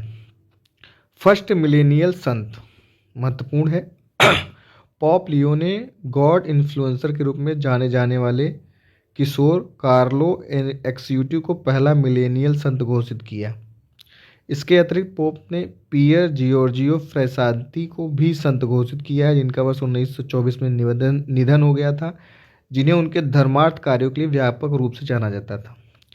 एक्यूटिस का जन्म वर्ष 1991 में लंदन में हुआ था, किंतु वे अपने जीवन के शुरुआती दिनों में अपने परिवार के साथ उत्तरी इटली में मिलान शहर चले गए। ठीक है, अगला है भारतीय नौसेना ने 11वां ACTCM बजरा LCAM 25 लॉन्च किया। देख लेते हैं। सितंबर 2025 को भारतीय नौसेना ने 11वां एमिनिशन कम टॉर्पेडो कम मिसाइल ACTCM का फुल फॉर्म है यह बार्ज LSAM 25 यार्ड 135 का जलावतरण किया है। यह जलावतरण ठाणे स्थित M/S सूर्यदीप्ता प्रोजेक्ट प्राइवेट लिमिटेड में हुआ। यह उपलब्धि मेक इन इंडिया और आत्मनिर्भर भारत पहल की दिशा में एक महत्वपूर्ण कदम है। तो ये जब आप साइंस टेक्नोलॉजी का निबंध लिखेंगे तो वहाँ इसका प्रयोग जरूर करेंगे, ये और प्रभावशाली होगा। जापत युद्धाभ्यास 2025 देख लेते हैं, यह क्या है। भारतीय सशस्त्र बलों की एक टुकड़ी बहुपक्षीय सैन्य अभ्यास जापत 2025 में भाग लेने के लिए रूस रवाना हुई। ठीक, कहाँ पर? रूस। तो महत्वपूर्ण हो गया। यह अभ्यास 10 से 16 सितंबर 2025 तक निजनी के मुलिनो प्रशिक्षण मैदान रूस में आयोजित हो रहा है। कुल 65 सदस्यीय प्रतिनिधिमंडल गया है यहाँ पर। 57 भारतीय सेना, 7 भारतीय वायुसेना और 1 भारतीय नौसेना। नेतृत्व कौन कर रहा है? कुमायूं रेजिमेंट की एक बटालियन। भारत के 15वें उपराष्ट्रपति कौन बने हैं? CP राधाकृष्णन। महत्वपूर्ण हो गया। मंगलवार को भारत के 15वें उपराष्ट्रपति का चुनाव हुआ 10 सितंबर को। इस चुनाव में राष्ट्रीय जनतांत्रिक गठबंधन NDA के उम्मीदवार और महाराष्ट्र के राज्यपाल, तो महाराष्ट्र के राज्यपाल भी रहे हैं, श्री P राधाकृष्णन को उपराष्ट्रपति चुना गया। वे अब भारत के 15वें उपराष्ट्रपति के रूप में देश की सेवा कर रहे हैं। मिशन कर्मयोगी, तो इसके बारे में आप सभी जानते हैं। आगे बढ़ते हैं। National virus research and diagnostic laboratory conclave 2025 कहाँ हुआ? यह नई दिल्ली में 12 सितंबर को। इस कार्यक्रम का उद्घाटन केंद्रीय स्वास्थ्य एवं परिवार कल्याण राज्य मंत्री अनुप्रिया पटेल जी ने किया, तो याद रखेंगे। एम्स दिल्ली में उन्नत दा विंची सर्जिकल रोबोट का उद्घाटन चर्चा में रहा। अखिल भारतीय आयुर्विज्ञान संस्थान एम्स नई दिल्ली ने हाल ही में अपने कौशल, ई लर्निंग और टेलीमेडिसिन केंद्र में उन्नत दा विंची सर्जिकल रोबोट का उद्घाटन किया। यह स्थापना भारत में रोबोटिक सर्जरी प्रशिक्षण के क्षेत्र में एक ऐतिहासिक उपलब्धि मानी जा रही है। पहली बार सरकारी मेडिकल कॉलेजों में दा विंची प्रणाली की यह स्थापना भारत के किसी सरकारी मेडिकल कॉलेज में प्रशिक्षण हेतु पहली बार की गई। इंट्यूटिव सर्जिकल के सहयोग से यह प्रणाली एक समझौता ज्ञापन के तहत इंट्यूटिव सर्जिकल कंपनी द्वारा प्रदान की गई। 2 रोबोटिक प्रणालियाँ उपलब्ध हैं। इस स्थापना के बाद एम्स दिल्ली भारत का एकमात्र ऐसा संस्थान बन गया जिसके पास प्रशिक्षण के लिए 2 समर्पित रोबोटिक प्रणालियाँ हैं। बायोमिमिक्री नाम से ही आप समझ पा रहे होंगे। बायोमिमिक्री या जैवानुकृति प्रकृति से प्रेरित विज्ञान है जो मानव समस्याओं का समाधान करता है। इसका मूल सिद्धांत यह है कि प्रकृति ने समय के साथ विभिन्न समस्याओं के सबसे कुशल और अनुकूल समाधान विकसित किए हैं। लघु उपग्रह प्रक्षेपण यान प्रौद्योगिकी हस्तांतरण समझौता। न्यू स्पेस इंडिया लिमिटेड, भारतीय अंतरिक्ष अनुसंधान संगठन और भारतीय राष्ट्रीय अंतरिक्ष संवर्धन और प्राधिकरण केंद्र और हिंदुस्तान एरोनॉटिक्स लिमिटेड के बीच SSLV प्रौद्योगिकी के हस्ताक्षर हेतु समझौते पर हस्ताक्षर किए गए। इसका उद्देश्य छोटे उपग्रह प्रक्षेपण के तेजी से बढ़ते वैश्विक बाजार में हिस्सेदारी बढ़ाना है। लेरी एलिसन दुनिया के सबसे अमीर व्यक्ति, लो महत्वपूर्ण हो गया यह। दुनिया के सबसे अमीर व्यक्ति का खिताब अब एलन मस्क के पास नहीं रहा। ओरेकल के को फाउंडर और चेयरमैन लेरी एलिसन ने उन्हें पीछे छोड़ते हुए पहली बार यह शीर्ष स्थान हासिल किया। 81 वर्षीय एलिसन अब दुनिया के नंबर 1 रिचेस्ट मैन बन गए हैं। ब्लूमबर्ग बिलियनियर्स इंडेक्स के अनुसार ओरेकल के शेयरों में अचानक उछाल के बाद एलिसन की नेटवर्थ 101 अरब डॉलर बढ़कर कितनी हो गई? 393 अरब डॉलर हो गई। इस मुकाबले एलन मस्क की नेटवर्थ अब 385 अरब डॉलर है। यह अब तक का सबसे बड़ा सिंगल डे गेन माना जा रहा है। ज्ञान भारतम और पांडुलिपियों पर अंतर्राष्ट्रीय सम्मेलन। भारत सरकार का सांस्कृतिक मंत्रालय एक ऐतिहासिक राष्ट्रीय पहल ज्ञान भारतम का शुभारंभ करने जा रहा है। यह पहल भारत की पांडुलिपि विरासत के संरक्षण, डिजिटलीकरण और वैश्विक प्रसार के लिए समर्पित है। इसे भारत की सभ्यतागत जड़ों के प्रति श्रद्धांजलि और 2047 तक विकसित भारत के दृष्टिकोण में एक दूरदर्शी कदम माना जा सकता है। भारत मॉरिशस द्विपक्षीय संबंध। मॉरिशस के प्रधानमंत्री ने भारत की 2 दिवसीय यात्रा की। भारत और मॉरिशस के बीच संबंध केवल कूटनीतिक साझेदारी नहीं बल्कि ऐतिहासिक, सांस्कृतिक एवं भावनात्मक रूप से भी गहरी है। भारत की नेबरहुड फर्स्ट नीति के अंतर्गत मॉरिशस को एक प्रमुख भागीदार माना जाता है। आगे बढ़ते हैं। आदि संस्कृति डिजिटल लर्निंग प्लेटफॉर्म, ये क्या है? महत्वपूर्ण हो सकता है।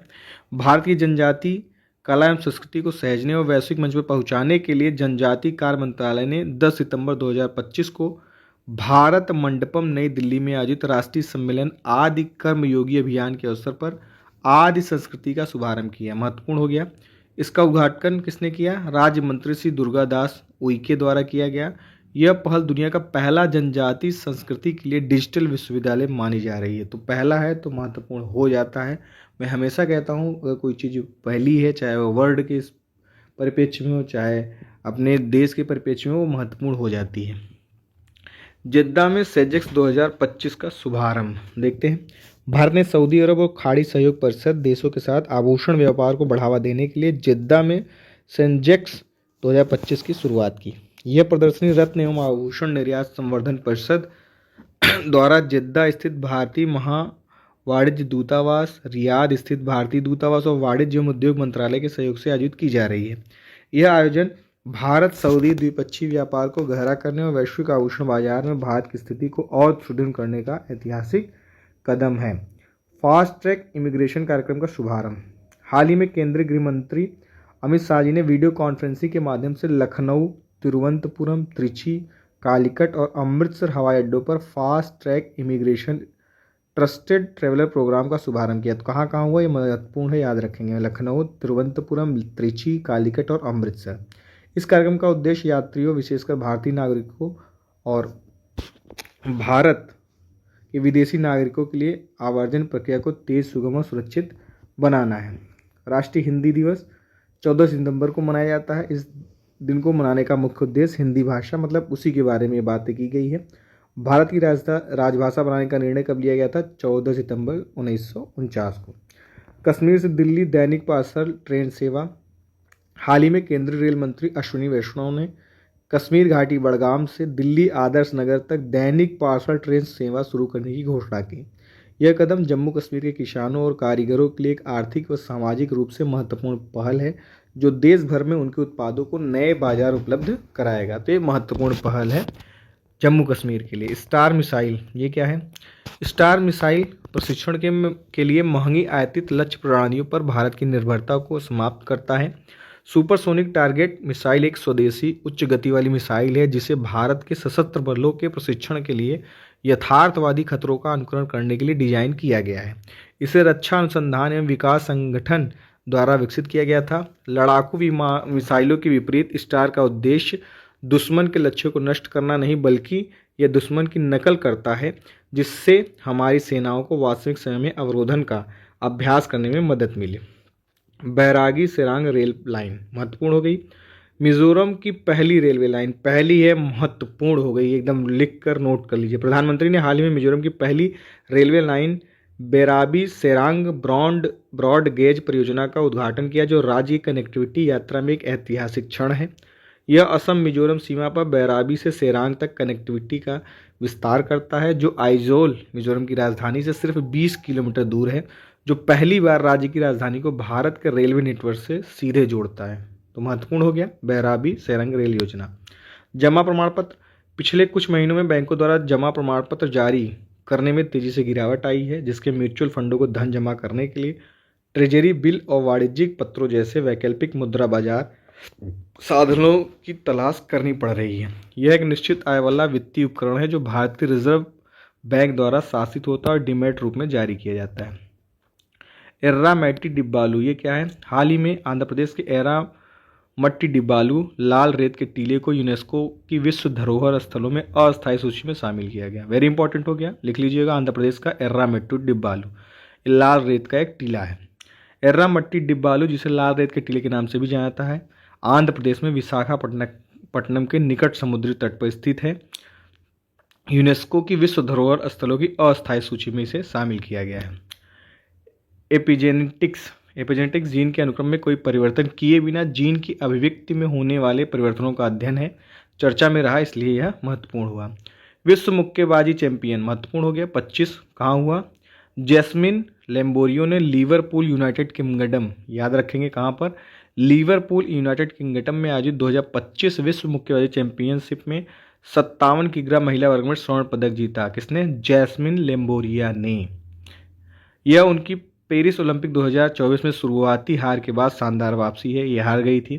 फाइनल में जैस्मिन ने पोलैंड की जूलिया सेरेमेटा के खिलाफ 4-1 के विभाजित निर्णय से जीत दर्ज की। पहले राउंड में पिछड़ने के बावजूद उन्होंने दूसरे राउंड में बेहतरीन फुटवर्क और रणनीति का प्रदर्शन करते हुए रिंग में अपना दबदबा बनाए रखा। उनकी यह जीत मानसिक लचीलापन और दबाव में सामरिक सजगता का प्रमाण है। एमी अवार्ड्स महत्वपूर्ण है। 14 सितंबर 2025 को लॉस एंजल्स के पीकॉक थिएटर में 77वें प्राइम टाइम एमी अवार्ड का आयोजन किया गया। इस समारोह ने 2024-25 सीजन का सर्वश्रेष्ठ टेलीविजन प्रस्तुतियों, कलाकारों और रचनात्मकता को सम्मानित किया। CBS पर लाइव प्रसारित और पैरामाउंट प्लस पर स्ट्रीम किए गए इस कार्यक्रम में ड्रामा, कॉमेडी, सेमी श्रृंखला और विविधता कार्यक्रमों के शानदार प्रदर्शन को प्रदर्शित किया। एमी अवार्ड 2025 में कई यादगार भाषण, भावनात्मक पहल और उल्लेखनीय पुरस्कार शामिल थे।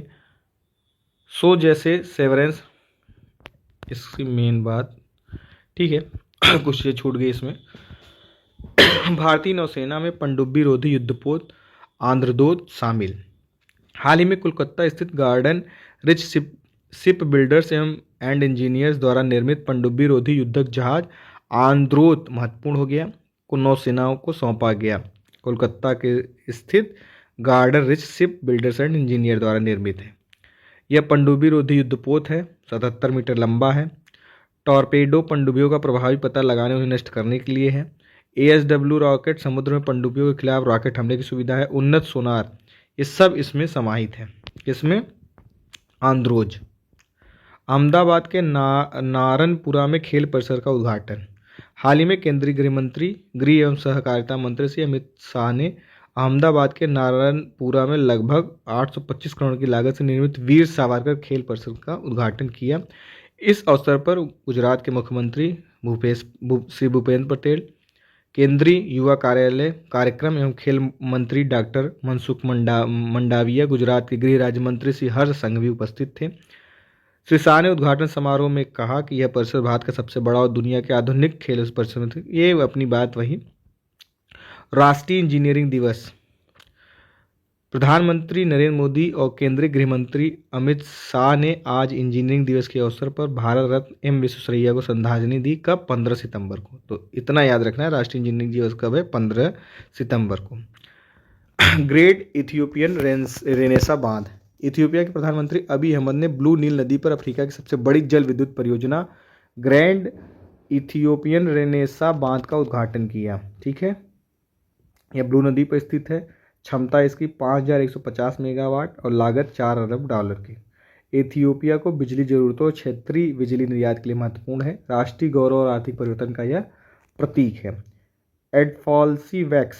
भारत ने स्वदेशी रूप से विकसित पहली बहुचरणीय मलेरिया वैक्सीन, इंपॉर्टेंट है यह, बहुचरणीय मलेरिया वैक्सीन एडफॉल्सी वैक्स के निर्माण और व्यवसायीकरण के लिए उद्योग भागीदारों को शामिल करने हेतु लाइसेंस जारी किए। इसका उद्देश्य रोग के बोझ को कम करना और टीका आत्मनिर्भरता को बढ़ाना है। Indian Immunologicals limited, tech invention life care private limited, Panacea Biotech limited, biological E limited और जाइडस लाइफ साइंसेज। यूस्टोमा महत्वपूर्ण है। लखनऊ स्थित राष्ट्रीय वनस्पति अनुसंधान संस्थान के वैज्ञानिकों ने यूस्टोमा पुष्प को उड़ीसा में उगाने में सफलता प्राप्त की है। यह क्या है? यूस्टोमा को सामान्यतः लिसिएंथस या प्रेयरी जेंटियन के नाम से जाना जाता है। यह जेंटियानेसी कुल के पुष्पीय पौधों की एक प्रजाति है जो मुख्यतः दक्षिणी संयुक्त राज्य अमेरिका, मैक्सिको एवं कैरेबियन क्षेत्र में पाई जाती है। यूस्टोमा एक उच्च मूल्यांकन सजावटी फूल है जिसका व्यापक रूप से गुलदस्तों और सजावटी फूल के रूप में उपयोग किया जाता है। यूस्टोमा के फूल घंटी के आकार या प्याले के आकार के होते हैं जिनका नाजुक पंखुड़ियों नीले, बैगनी, गुलाबी, सफ़ेद और 2 रंगों की होती है। वर्ष में 2 बार फूल प्राप्त किया जा सकता है जिसे प्रायः व्यावसायिक परिवेश में वार्षिक रूप में उगाया जाता है। तो लखनऊ का अपना जो राष्ट्रीय वनस्पति अनुसंधान संस्थान है उसी के द्वारा इसका उगाने में सफलता मिली है उड़ीसा में। केरल वन्यजीव संरक्षण विधेयक 2025। केरल मंत्रिमंडल ने संरक्षण प्रयासों को मजबूत करने और मानव वन्यजीव संघर्ष प्रबंधन को कारगर बनाने के लिए वन्यजीव संरक्षण विधेयक 2025 के मसौदे को मंजूरी दी है। मानव पशु संघर्ष से निपटना, मुख्य वन्यजीव, ये एक हिसाब से आपको याद रखना कि केरल ने संशोधन किया है। भारत में पहली बार जब किसी राज्य ने ऐसा संशोधन पेश किया है। ठीक है, तो इतना ही आपको याद रखना है। पहला राज्य है जिसने वन्यजीव संरक्षण विधेयक पारित किया है। मैसनर प्रभाव। मैसनर प्रभाव वह घटना है जिसमें कोई पदार्थ जब सुपर कंडक्टिंग अवस्था में पहुंचता है तो वह अपने अंदर मौजूद चुंबकीय क्षेत्र को पूरी तरह बाहर निकाल देता है। आनंद कुमार, वेल कुमार और क्रिस शर्मा ने स्पीड स्केटिंग विश्व चैंपियनशिप में भारत के लिए पहला स्वर्ण पदक जीता। तो महत्वपूर्ण है कि चीन के बेइदाई में आयोजित 2025 स्पीड स्केटिंग विश्व चैंपियनशिप में भारत ने इतिहास रच दिया। 2 भारतीय एथलीटों आनंद कुमार, वेल कुमार और कृष्ण शर्मा ने अपने अपने वर्गों में स्वर्ण पदक जीतकर भारत के लिए पहला विश्व चैंपियनशिप खिताब सुनिश्चित किया। यह खेल पारंपरिक रूप से दक्षिण कोरिया, कोलंबिया और इटली के प्रभुत्व में रहा है। ठीक है, तो यह महत्वपूर्ण हो गया। पहला है अल्बानिया ने दुनिया के पहले एआई कैबिनेट मंत्री की नियुक्ति की। महत्वपूर्ण हो गया कि अल्बानिया ने 2025 में इतिहास रचा जब उसने दुनिया के पहले कृत्रिम बुद्धिमत्ता संचालित कैबिनेट मंत्री डिएला को नियुक्त किया।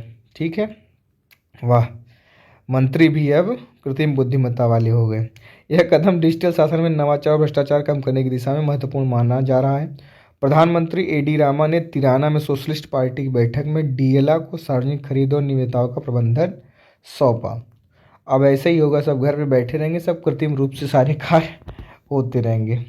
तो कृत्रिमता में चीज़ें तो मिल रही लेकिन वो लगाव नहीं रहेगा। ये चीज़ सब भूलते जा रहे हैं आधुनिकता के चक्कर में। ICC player of the month अगस्त 2025, ये इम्पोर्टेंट बहुत नहीं है, अगस्त का है। ठीक है, आगे देख लेते हैं। अमेरिका, दक्षिण कोरिया, जापान का फ्रीडम एज सैन्य अभ्यास शुरू, मतलब हो चुका होगा शुरू हुआ कब? सितंबर में ही। हाल ही में संयुक्त राज्य अमेरिका, दक्षिण कोरिया और जापान ने दक्षिण कोरिया के जेजू द्वीप के पास अपना संयुक्त वायु और नौसैनिक अभ्यास फ्रीडम एज शुरू किया। तो बस इतना याद रखना है। फ्रीडम एज किसके किसके बीच हुआ?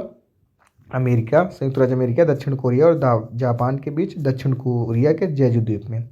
यह बड़े पैमाने का अभ्यास उत्तर कोरिया के बढ़ते परमाणु और बैलिस्टिक मिसाइल खतरों के खिलाफ त्रिपक्षीय रक्षा सहयोग को मजबूत करने के उद्देश्य से आयोजित किया गया। उत्तर कोरिया ने इस अभ्यास की निंदा करते हुए इसे उकसावे वाला कदम बताया, जबकि सहयोगी देश इसका बचाव करते हुए इसके रक्षा और सामरिक महत्व पर जोर दे रहे हैं। सरपंच संवाद राष्ट्रीय गुणवत्ता सम्मेलन 2025। जल शक्ति मंत्रालय ने पंचायती राज मंत्रालय के सहयोग से नई दिल्ली में सरपंच संवाद राष्ट्रीय गुणवत्ता सम्मेलन का आयोजन किया। सम्मेलन का केंद्रीय विषय क्या था? विकसित ग्राम से विकसित भारत। तो ये याद रखेंगे टैगलाइन आप। सम्मेलन में स्थानीय सतत विकास लक्ष्यों के आधार पर 5 प्रमुख विषयगत क्षेत्रों पर चर्चा हुई। 22 राज्यों से 75 प्रतिष्ठित सरपंचों ने इसमें भाग लिया। सम्मेलन का उद्घाटन किसने किया? केंद्रीय जल मंत्री CR पाटिल ने किया। अब उन्होंने क्या कहा, ये बहुत महत्वपूर्ण नहीं है। व्हाइट गुड्स हेतु PLI योजना। केंद्र सरकार ने व्हाइट गुड्स के लिए प्रोडक्शन लिंक्ड इंसेंटिव PLI योजना के लिए आवेदन खिड़की फिर से खोल दी है। व्हाइट गुड्स से तात्पर्य बड़े घरेलू इलेक्ट्रॉनिक उपकरणों में से है जो घर में उपयोग होते हैं, जैसे air condition, refrigerator, washing machine, LED lights और अन्य बड़े घरेलू उपकरण। इन्हें व्हाइट गुड्स इसलिए कहा जाता है क्योंकि ये पहले से उपकरण सफ़ेद में ही बेचे जाते थे। ठीक है, तो सफ़ेद रंग के होने की वजह से इन्हें व्हाइट गुड्स कहा जाता है। भारत का पहला बांस आधारित इथेनॉल प्लांट, महत्वपूर्ण है कि पहला है बांस आधारित। भारत की ऊर्जा सुरक्षा को मजबूत करने और जीवाश्म ईंधन पर निर्भरता कम करने के प्रयास में प्रधानमंत्री मोदी जी ने असम के, याद रखिएगा कहाँ पर, असम के गोलाघाट जिले में भारत और विश्व का पहला यह ऐसा है बांस आधारित एथेनॉल प्लांट 14 सितंबर को इसको लाया गया। इसे Assam bio ethanol private limited द्वारा नुमालीगढ़ रिफाइनरी लिमिटेड, फिनलैंड को फोर्टम और चैंपोलिस ओया के संयुक्त उपक्रम में बनाया गया है। ठीक है, तो ये याद रखेंगे। यह शून्य अपशिष्ट सुविधा है जहां बांस से न केवल एथेनॉल बल्कि एसिटिक एसिड एवं फूड ग्रेड कार्बन डाइऑक्साइड जैसे अन्य सह उत्पाद भी बनेंगे। महत्वपूर्ण हो गया यह। वार्षिक 5 लाख टन हरित बांस असम, अरुणाचल प्रदेश सहित 4 पूर्वोत्तर राज्यों से मंगाया जाएगा। एंटी नारकोटिक्स टास्क फोर्स प्रमुखों का दूसरा राष्ट्रीय सम्मेलन, महत्वपूर्ण हो गया। 16 सितंबर 2025 को नई दिल्ली में एंटी नारकोटिक्स टास्क फोर्स के प्रमुखों का दूसरा राष्ट्रीय सम्मेलन का उद्घाटन किया। किसने? गृह मंत्री अमित शाह जी ने। यह 2 दिवसीय सम्मेलन प्रधानमंत्री नरेंद्र मोदी की नशा मुक्त भारत की प्रतिबद्धता को सुदृढ़ करने और एक ठोस रणनीति रोडमैप तैयार करने हेतु महत्वपूर्ण मंच है।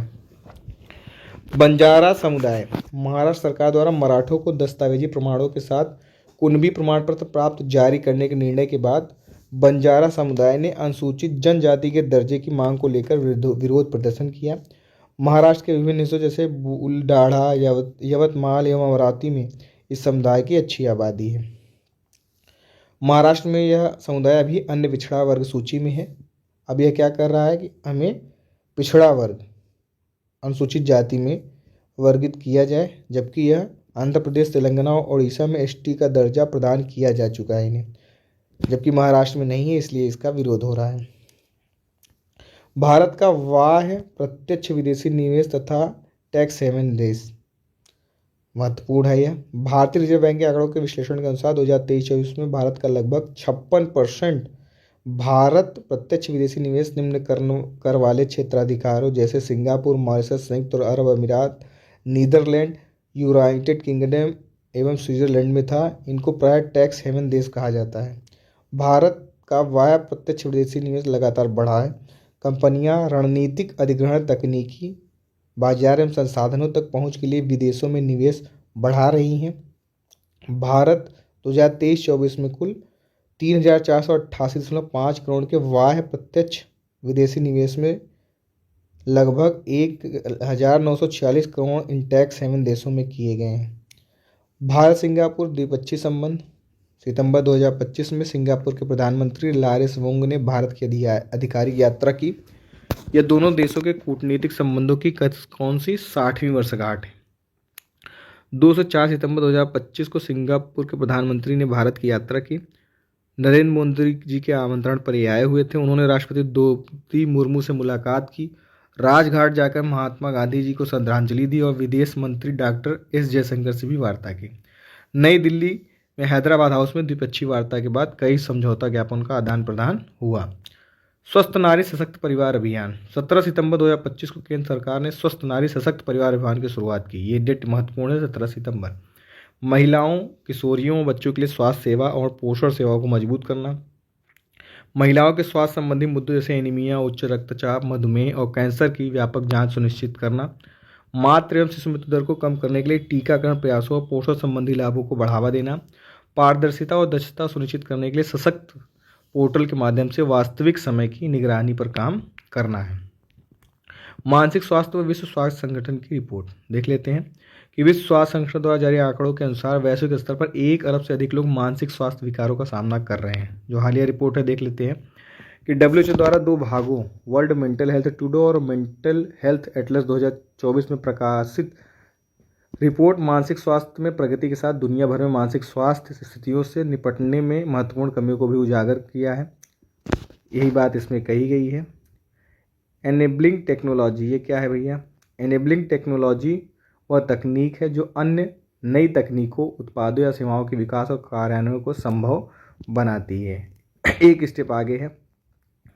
नेपाल की अंतरिम प्रधानमंत्री कौन बनी है? सुशीला कार्की, प्रख्यात विधिवेत्ता और नेपाल की पहली महिला मुख्य न्यायाधीश या पहली महिला मुख्य न्यायाधीश भी थी। सुशीला कार्की देश की पहली महिला प्रधानमंत्री बनने जा रही हैं। उन्हें जैन जेड विरोधी समूहों, नेपाली सेना और राष्ट्रपति रणचंद्र पौंडेल के समझौते के बाद अंतरिम प्रधानमंत्री के रूप में चुना गया।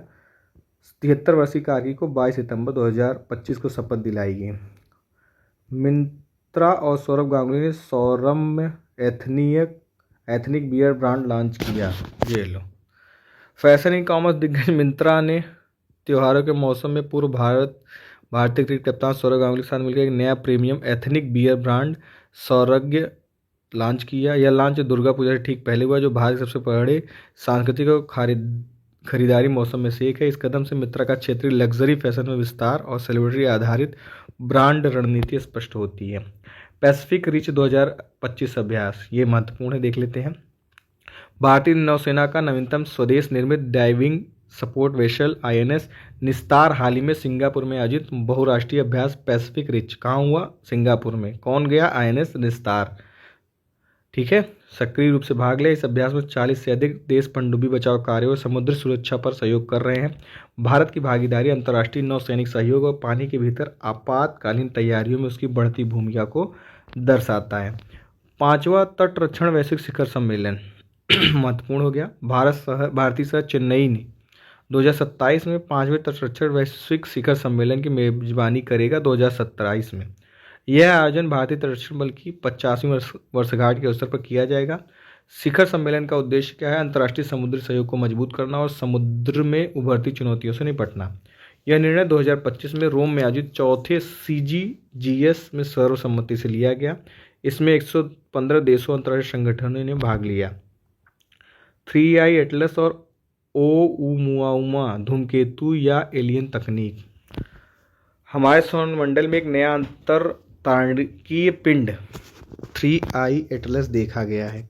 यह खोज वैज्ञानिकों के लिए इसलिए महत्वपूर्ण है क्योंकि ऐसे पिंड न केवल ब्रह्मांड के रहस्यों को समझने में मदद करते हैं बल्कि ग्रह रक्षा के लिहाज से भी अहम है। तो ये महत्वपूर्ण है, इसको हम लोग देखेंगे।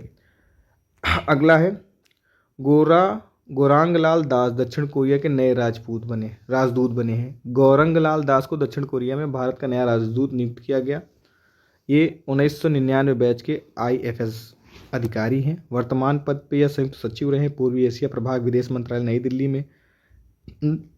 नया कार्यभारी ने क्या मिला? भारत का राजदूत कोरिया गणराज्य के लिए। ठीक। डेनियल कैड्स IMF के प्रथम उप प्रबंधक निदेशक प्रस्तावित। कौन? डेनियल कैड्स।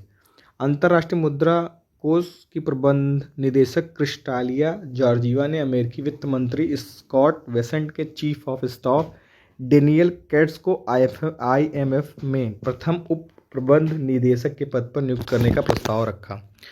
यह क्या है, IMF का दूसरा सबसे महत्वपूर्ण नेतृत्व पद माना जाता है।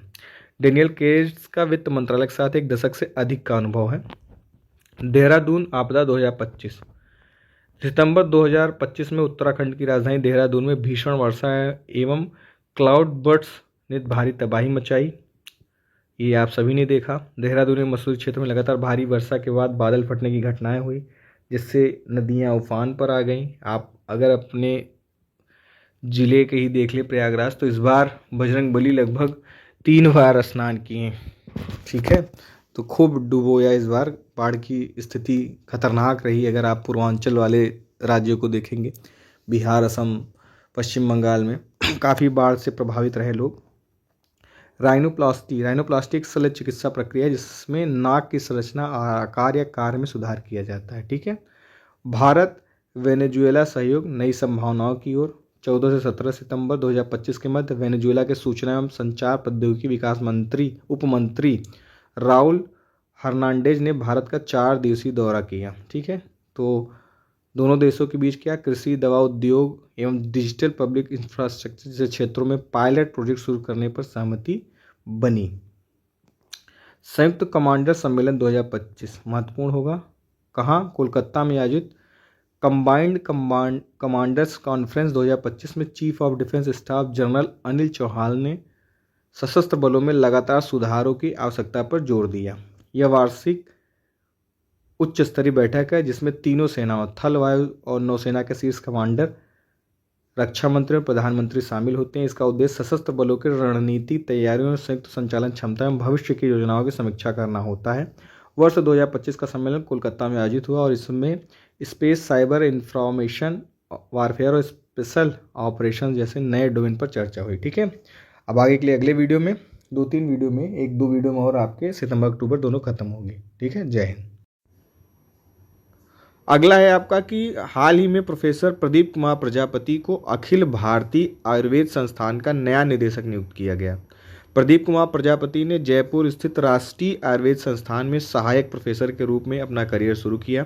बाद में वे जामनगर स्थित गुजरात आयुर्वेद विश्वविद्यालय चले गए और जोधपुर स्थित डॉक्टर सर्वपल्ली राधाकृष्णन राजस्थान आयुर्वेद विश्वविद्यालय के ये कुलपति भी रहे। ठीक है, इन्हें क्या बना दिया गया है? प्रदीप कुमार प्रजापति जी को अखिल भारतीय आयुर्वेद संस्थान के निदेशक के रूप में नियुक्त किया गया है। नेट्रॉन झील चर्चा में रहा। तंजानिया की सरकार ने नेट्रॉन झील में बड़े पैमाने पर सोडा ऐश खनन परियोजनाओं पर जो चल रही थी उस पर रोक लगा दिया। यह तंजानिया और केन्या के सीमा पर स्थित है, तो जीके का भी प्रश्न हो जाता है यह, और चर्चा में रहा तो इससे या तो जीके की तरह प्रश्न पूछ सकता है या दोनों मिलाकर। ठीक है, तो ध्यान से देखेंगे। यह ग्रेट रिफ्ट घाटी की पूर्वी शाखा का हिस्सा है। इसमें गर्म पानी और नमक, कास्टिक सोडा और मैग्नेसाइट जमा की एक अनूठी संरचना है जो फ्लोमिंगो के पनपने के लिए आदर्श स्थिति प्रदान करती है। यह रामसर स्थल भी है। 2001 में अंतर्राष्ट्रीय महत्व के रामसर स्थल के रूप में इसे नामित किया गया। अगला है आपका फ्रंटियर 50 पहल। हाल ही में नीति आयोग ने प्रौद्योगिकी को जमीनी स्तर पर अपनाने और इसको बढ़ावा देने के लिए फ्रंटियर 50 पहल शुरू की है। इसके तहत 50 आकांक्षी जिलों या ब्लॉकों में फ्रंटियर तकनीकों जैसे कि AI, ड्रोन, ब्लॉकचेन आदि को लागू किया जाएगा। इसका उद्देश्य इन जिलों अथवा खंडों में विकास की दर बढ़ाने, सरकारी सेवाओं की पहुंच व गुणवत्ता सुधारने और नागरिकों के कल्याण को बेहतर बनाना है। इसे नीति आयोग द्वारा अपने फ्रंटियर टेक हब के तहत लॉन्च किया गया। सारनाथ बुद्ध के प्रथम उपदेश से भारतीय गणराज्य के प्रतीक तक देख लेते हैं इसे। हाल ही में भारत ने सारनाथ को 2025-26 चक्र के लिए यूनेस्को विश्व धरोहर सूची में शामिल करने के लिए नामांकित किया है। सारनाथ, इसका थोड़ा समझ लेंगे आप लोग। सारनाथ वाराणसी से लगभग 10 किलोमीटर उत्तर पूर्वी में स्थित बौद्ध धर्म के 4 सबसे पवित्र तीर्थ स्थलों में से एक है। यहीं भगवान बुद्ध ने अपना पहला उपदेश दिया था। सारनाथ को प्राचीन ग्रंथों में मृगदांव या ऋषिपत्तन कहा गया है। यह स्थान बौद्ध संघ के गठन का साक्षी है। यहाँ बना अशोक स्तंभ वर्तमान में भारतीय गणराज्य का राष्ट्रीय प्रतीक है। गुससड़ी नृत्य 78वें हैदराबाद मुक्ति दिवस के अवसर पर गोंड जनजाति ने, याद रखेंगे किस जनजाति ने, गोंड जनजाति ने गुससड़ी नामक पारंपरिक नृत्य का प्रदर्शन किया। हैदराबाद मुक्ति दिवस कब मनाया जाता है? 17 सितंबर को आयोजित किया जाता है। ठीक, तो ये विशेष है इसके लिए। यह विशेष रूप से तेलंगाना के आदिलाबाद जिले के गोंड या राजगोंड जनजाति द्वारा दिवाली के त्यौहार के दौरान किया जाने वाला एक पारंपरिक नृत्य है। यह पुरुषों द्वारा समूहों में किया जाता है और इन समूहों को दंडारी कहा जाता है। इनके भीतर छोटे समूहों को गुस्सड़ी कहा जाता है। सुआ नृत्य गोंड महिलाओं द्वारा किया जाने वाला एक प्रमुख नृत्य है। अगला है कोआला संरक्षण के प्रयास। ऑस्ट्रेलिया ने जंगली कोआला को क्लैमाइडिया संक्रमण से बचाने के लिए दुनिया के पहले टीकों को मंजूरी दे दी है। महत्वपूर्ण हो गया, पहला टीका ऐसा बना है। यह एक खुराक वाला टीका क्वींसलैंड राज्य के सनशाइन कोस्ट विश्वविद्यालय द्वारा विकसित किया गया है। सरकार ने 76 मिलियन ऑस्ट्रेलियाई डॉलर के सेविंग कोआला फंड के माध्यम से टीके के विकास में योगदान दिया है। इस टीके ने जंगली आबादी में इस बीमारी से होने वाली मृत्यु दर को कम से कम 65% तक कम कर दिया है। उत्तराखंड एशियाई कैडेट कप 2025 की मेजबानी करेगा। ठीक है, तो उत्तराखंड के मुख्यमंत्री पुष्कर सिंह धामी ने हल्द्वानी में एशियाई कैडेट कप 2025 का उद्घाटन किया। तो महत्वपूर्ण है, एशियाई कैडेट कप कहाँ हुआ? उत्तराखंड में, हल्द्वानी में। यह प्रतियोगिता फेंसिंग एसोसिएशन ऑफ इंडिया द्वारा आयोजित की जा रही है और इंदिरा गांधी अंतर्राष्ट्रीय खेल स्टेडियम में आयोजित की जा रही है। यह भारत में आयोजित पहली अंतर्राष्ट्रीय तलवारबाजी प्रतियोगिता है जिसमें 250 से अधिक एथलीट भाग ले रहे हैं। महत्वपूर्ण हो गया, पहला है। ठीक है, इसमें 150 भारतीय एथलीट शामिल हैं। साथ ही Tajikistan, Syria, Malaysia, Sri Lanka, Thailand और इंडोनेशिया जैसे देशों की टीम इसमें भाग ले रही है। अगला है आपका ERDAI ने बीमा सुगम डिजिटल बीमा बाजार का शुभारंभ किया। तो भारतीय बीमा नियामक और विकास प्राधिकरण ने बीमा सुगम नामक एकीकृत डिजिटल बीमा प्लेटफॉर्म का अनावरण किया। यह पोर्टल जीवन, स्वास्थ्य, मोटर यात्रा और सामान्य बीमा उत्पादों के लिए एक one stop digital market plus होगा। इसे बीमा सुगम इंडिया फेडरेशन संचालित करेगा और दिसंबर 2025 तक इसके सभी लेन देन संबंधी कार्य पूरी तरह सक्रिय हो जाएंगे। सूरजपुर बाल विवाह उन्मूलन का आदर्श। छत्तीसगढ़ के सूरजपुर जिले ने 75 ग्राम पंचायतों को बाल विवाह मुक्त घोषित किया है, जो बाल विवाह के खिलाफ लड़ाई में एक प्रमुख मील का पत्थर है। तो महत्वपूर्ण हो जाता है यह पॉइंट यहाँ का इसका। यह एक जिला स्तरीय सामाजिक सुधार पहल है जिसका उद्देश्य जागरूकता, सामुदायिक भागीदारी और सशक्त निगरानी के माध्यम से बाल विवाह को समाप्त करना है। बाल विवाह उन्मूलन के प्रयासरत अन्य जिलों और राज्यों के लिए एक आदर्श के रूप में मान्यता प्राप्त है। उद्देश्य क्या है इसका? कि शिक्षा, जागरूकता और कानूनी प्रावधानों के प्रवर्तन के माध्यम से बाल विवाह को समाप्त करना। प्रारंभिक गर्भधारण में देरी करके मातृ एवं शिशु स्वास्थ्य परिणामों में सुधार करना। SHG स्वयं सहायता समूह महिलाओं को पहचान पत्र जारी करने वाला पहला राज्य। महत्वपूर्ण हो गया, कौन सा राज्य बनाया? तमिलनाडु। वेरी इंपॉर्टेंट, तमिलनाडु महिला स्वयं सहायता समूह सदस्यों को पहचान पत्र जारी करने वाला भारत का पहला राज्य बन गया। पहल का आधिकारिक शुभारंभ उप मुख्यमंत्री उदयनिधि स्टालिन ने सलेम जिले के करपुर में किया। इस अवसर पर स्वयं सहायता समूहों को 3500 करोड़ के ऋण वितरण की भी सुविधा प्रदान की गई। विश्व अल्जाइमर दिवस महत्वपूर्ण है, कब मनाया जाता है? 21 सितंबर को।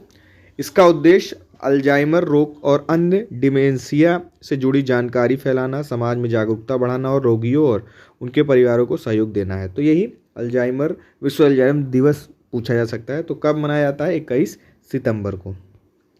आगे बढ़ते हैं। जैव निम्नीकरणीय प्रदूषण, ये एक हिसाब से आप देख रहे हैं जीके का पोर्शन है। आगे बढ़ते हैं। स्टेट ऑफ अफ्रीकाज एनवायरनमेंट 2025 देख लेते हैं इसको। 18 सितंबर 2025 को इथियोपिया की राजधानी अदीस अबाबा में साइंस एंड एनवायरनमेंट सेंटर ने अपनी वार्षिक report state of Africa's environment 2025 जारी की है। तो किसने जारी की है? अदीस अबाबा में साइंस एंड एनवायरनमेंट सेंटर ने। यह अफ्रीका के पर्यावरणीय संकट पर आधारित रिपोर्ट है जिसमें जलवायु परिवर्तन के प्रभाव, आर्थिक हानि एवं अनुकूलन की आवश्यकता पर शोध केंद्रित है। यह रिपोर्ट विश्व मौसम विज्ञान संगठन की state of climate in Africa 2024 पर आधारित है, जो दर्शाती है कि वर्ष 2024 अफ्रीका का सबसे गर्म वर्ष था। तो ये भी महत्वपूर्ण हो गई लाइन कि 2024 में अफ्रीका का सबसे गर्म वर्ष माना गया। यह अफ्रीका महाद्वीप की भूमि एवं आसपास के समुद्रों की ऊष्मा, चरम मौसम व स्वास्थ्य संकट को उजागर करती है। टाइफून मिसाइल प्रणाली। चीन ने अमेरिका द्वारा जापान में तैनात किए जा रहे टाइफून मिसाइल प्रणाली को वापस लेने का आग्रह किया है। टाइफून मिसाइल प्रणाली को अमेरिका ने विकसित किया है। रेजोल्यूट ड्रैगन संयुक्त सैन्य अभ्यास के दौरान पहली बार जापान में टाइफून मिसाइल प्रणाली का अनावरण किया गया। यह एक मध्यम दूरी की मिसाइल प्रणाली है। रेजोल्यूट ड्रैगन अमेरिका और जापान के मध्य एक समुद्री सुरक्षा अभ्यास है। यह प्रणाली मौजूदा रेथियान निर्मित SM-6 मिसाइलों और रेथियान निर्मित टॉम हॉक क्रूज मिसाइलों से लैस है तथा उन्हें स्थलीय प्रक्षेपण के लिए संशोधित करती है।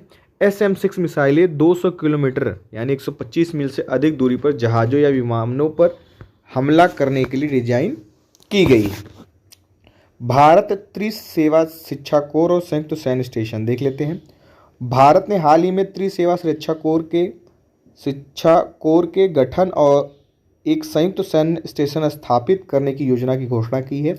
यह कदम रक्षा क्षेत्र में सुधार और सैन्य तैयारी को बढ़ावा देने के उद्देश्य से उठाया गया है। यह एक सैन्य प्रशिक्षण और शिक्षा इकाई होगी जो थल, नौ और वायु सेना के कर्मियों को एक साथ प्रशिक्षित करेगी। इसका उद्देश्य सशस्त्र बलों में एकीकृत सोच और संचालन कौशल को बढ़ाना है। यह सैन्य नेतृत्व, रणनीति, तकनीकी कौशल और डिजिटल युद्ध कौशल के प्रशिक्षण में मदद करेगा। भारत AI मिशन के तहत देश भर में 500 डेटा लैब। सूचना एवं प्रौद्योगिकी मंत्री अश्विनी वैष्णव ने घोषणा की कि सरकार भारत AI मिशन के तहत देश भर में 500 से अधिक डेटा लैब स्थापित करेगी। यह घोषणा AI इम्पैक्ट समिट 2026 के एक पूर्व कार्यक्रम में की गई है। ठीक है, इसलिए महत्वपूर्ण है। इन्हांस्ड रियलिटी, ये एक हिसाब से हर वर्ड ऐसा या कुछ ऐसे जो महत्वपूर्ण चीज़ें हैं PDF दी गई हैं तो GK का पोर्शन हो जाता है। भारत अंतर्राष्ट्रीय चाय सम्मेलन, ये महत्वपूर्ण हो गया। 18 से 20 सितंबर को कोची में हुआ यह 8वां भारत अंतर्राष्ट्रीय चाय सम्मेलन। अंतर्राष्ट्रीय चाय सम्मेलन भारत अंतर्राष्ट्रीय चाय सम्मेलन की 8वीं कड़ी थी, जो चाय उद्योग के हितधारकों को एकजुट करने का प्रमुख मंच है। United platters association of southern India द्वारा आयोजित इस 3 दिवसीय आयोजन में 10 से अधिक चाय उत्पादक और उपभोक्ता देशों से 450 से अधिक प्रतिनिधियों ने इसमें भाग लिया। 8वां संस्करण कहाँ? कोची में। फेंटानिल, वैश्विक चुनौतियां एवं समाधान। अमेरिकी कांग्रेस को प्रस्तुत एक सूची में 23 देशों को गैर कानूनी ड्रग्स, विशेषकर फेंटानिल के स्रोत या मार्ग के रूप में चिन्हित किया गया। इसमें भारत, पाकिस्तान, चीन एवं अफगानिस्तान शामिल है, तो भारत भी है इसमें। फेंटानिल को लेकर अमेरिका की चिंता के पीछे इसके अत्यधिक घातक और व्यापक प्रसार की क्षमता है। फेंटानिल क्या है? एक सिंथेटिक ओपियोइड है। रासायनिक सूत्र इसका C22H28N2O है। यह 1960 के दशक में चिकित्सीय उपयोग के लिए विकसित किया गया था। इसे नियंत्रित खुराक में दर्द कम करने के लिए प्रयोग किया जाता है। सांकेतिक भाषा दिवस 2025 23 सितंबर को प्रत्येक वर्ष सांकेतिक भाषा दिवस मनाया जाता है। यही महत्वपूर्ण है। यह दिन देश दुनिया भर में बधिर, जो बोलने में असमर्थ होते हैं, लोगों के अधिकारों के प्रति जागरूकता बढ़ाने और सांकेतिक भाषा के महत्व को रेखांकित करने के लिए मनाया जाता है। ठीक है, सांकेतिक भाषा एक दृश्य हाव भाव आधारित भाषा जिसमें हाथों के संकेत, चेहरे, तो इससे समझ में गए होंगे आप लोग। तो ये कब? 23 सितंबर को। इन्यूवेशन, ये क्या है? इनक्यूबेशन का अर्थ है किसी विचार, परियोजना या स्टार्टअप को प्रारंभिक अवस्था में समर्थन और संसाधन प्रदान करके उसके विकास और स्थायित्व को सुनिश्चित करना। बोडोलैंड क्षेत्रीय परिषद, हाल ही में संपन्न असम के बोडोलैंड क्षेत्रीय परिषद के चुनाव में 72% से अधिक मतदान हुआ। हालिया चुनाव बोडो समुदाय को स्वायत्तता प्रदान करने के लिए बोडो समझौते के तहत बनाए गए बोडोलैंड प्रादेशिक क्षेत्र में स्थानीय शासन का निर्धारण करते हैं। उच्च मतदान दर वर्षों के जातीय संघर्ष के बाद क्षेत्र में राजनीतिक लामबंदी, जमीनी स्तर पर भागीदारी एवं स्थिरता को दर्शाता है। विश्व गोरिल्ला दिवस 24 सितंबर। तो विश्व गोरिल्ला दिवस 24 सितंबर 14 सितंबर को मनाया जाता है। यह दिन गोरिल्लाओं के संरक्षण और उनके प्राकृतिक आवास की रक्षा के महत्व को समझाने के लिए समर्पित है। 24 सितंबर 1967 को प्रख्यात जीव विज्ञानी डायन फॉन्सी ने रवांडा के पर्वतीय वनों में करिसोके रिसर्च सेंटर की स्थापना की थी। डायन फॉन्सी ने अपना जीवन माउंटेन गोरिल्लाओं की सुरक्षा में समर्पित किया और उनके संरक्षण पर महत्वपूर्ण शोध कार्य किए। अगला है आपका वर्ल्ड फूड इंडिया 2025। भारत सरकार के खाद्य प्रसंस्करण उद्योग मंत्रालय द्वारा आयोजित वर्ल्ड फूड इंडिया 2025 का आयोजन 25 से 28 सितंबर के बीच कहाँ हुआ? नई दिल्ली के भारत मंडपम में। यह योजना भारत के समृद्ध खाद्य संसाधनों, खाद्य प्रसंस्करण क्षमता और वैश्विक साझेदारी की संभावनाओं को एक मंच पर लाकर देश को वैश्विक खाद्य केंद्र के रूप में स्थापित करने की रणनीति का हिस्सा है। इसका उद्घाटन प्रधानमंत्री मोदी जी ने 25 सितंबर 2025 को किया। आगे बढ़ते हैं, ये भी जीके का प्रश्न है। सतत विकास लक्ष्य 3 तथा भारत ने स्वास्थ्य संकेतकों के प्रगति की है, किंतु वर्ष 2030 तक सतत विकास लक्ष्य 3 क्या है? यह अच्छा स्वास्थ्य एवं देखभाल को प्राप्त करने की राह से अभी भी दूर है। ऐसे में भारत को सार्वभौमिक स्वास्थ्य कवरेज व गुणवत्तापूर्ण देखभाल सुनिश्चित करने के लिए अधिक निवेश एवं प्रणालीगत सुधारों की आवश्यकता है।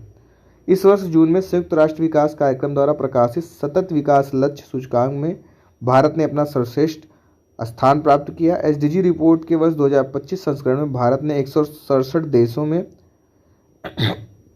ये थोड़ा देख लेंगे एक बार, इसमें मिस हो गया है। 2024 में 109वें स्थान पर रहा। Super typhoon रगासा। सितंबर 2025 में एशिया के कई हिस्सों ने सुपर टाइफून रगासा नामक एक अत्यंत खतरनाक एवं असाधारण तूफान का सामना किया। यह तूफान वर्ष 2025 का सबसे तीव्र उष्णकटिबंधीय चक्रवात रहा, जिसकी अस्थायी हवाओं की अधिकतम गति कितनी थी? 280 किलोमीटर प्रति घंटा।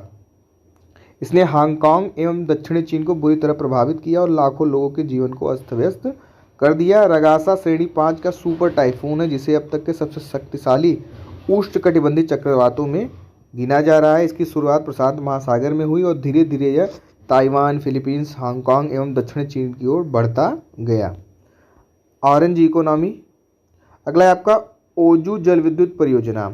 केंद्रीय पर्यावरण मंत्रालय की विशेषज्ञ मूल्यांकन समिति ने अरुणाचल प्रदेश के सुबनसिरी नदी पर प्रस्तावित 2220 मेगावाट ओजू जल विद्युत परियोजना को पर्यावरणीय मंजूरी दे दी है। यह परियोजना चीन सीमा के निकट स्थित है और सुबनसिरी बेसिन में सबसे ऊपरी सबसे बड़ी परियोजना होगी।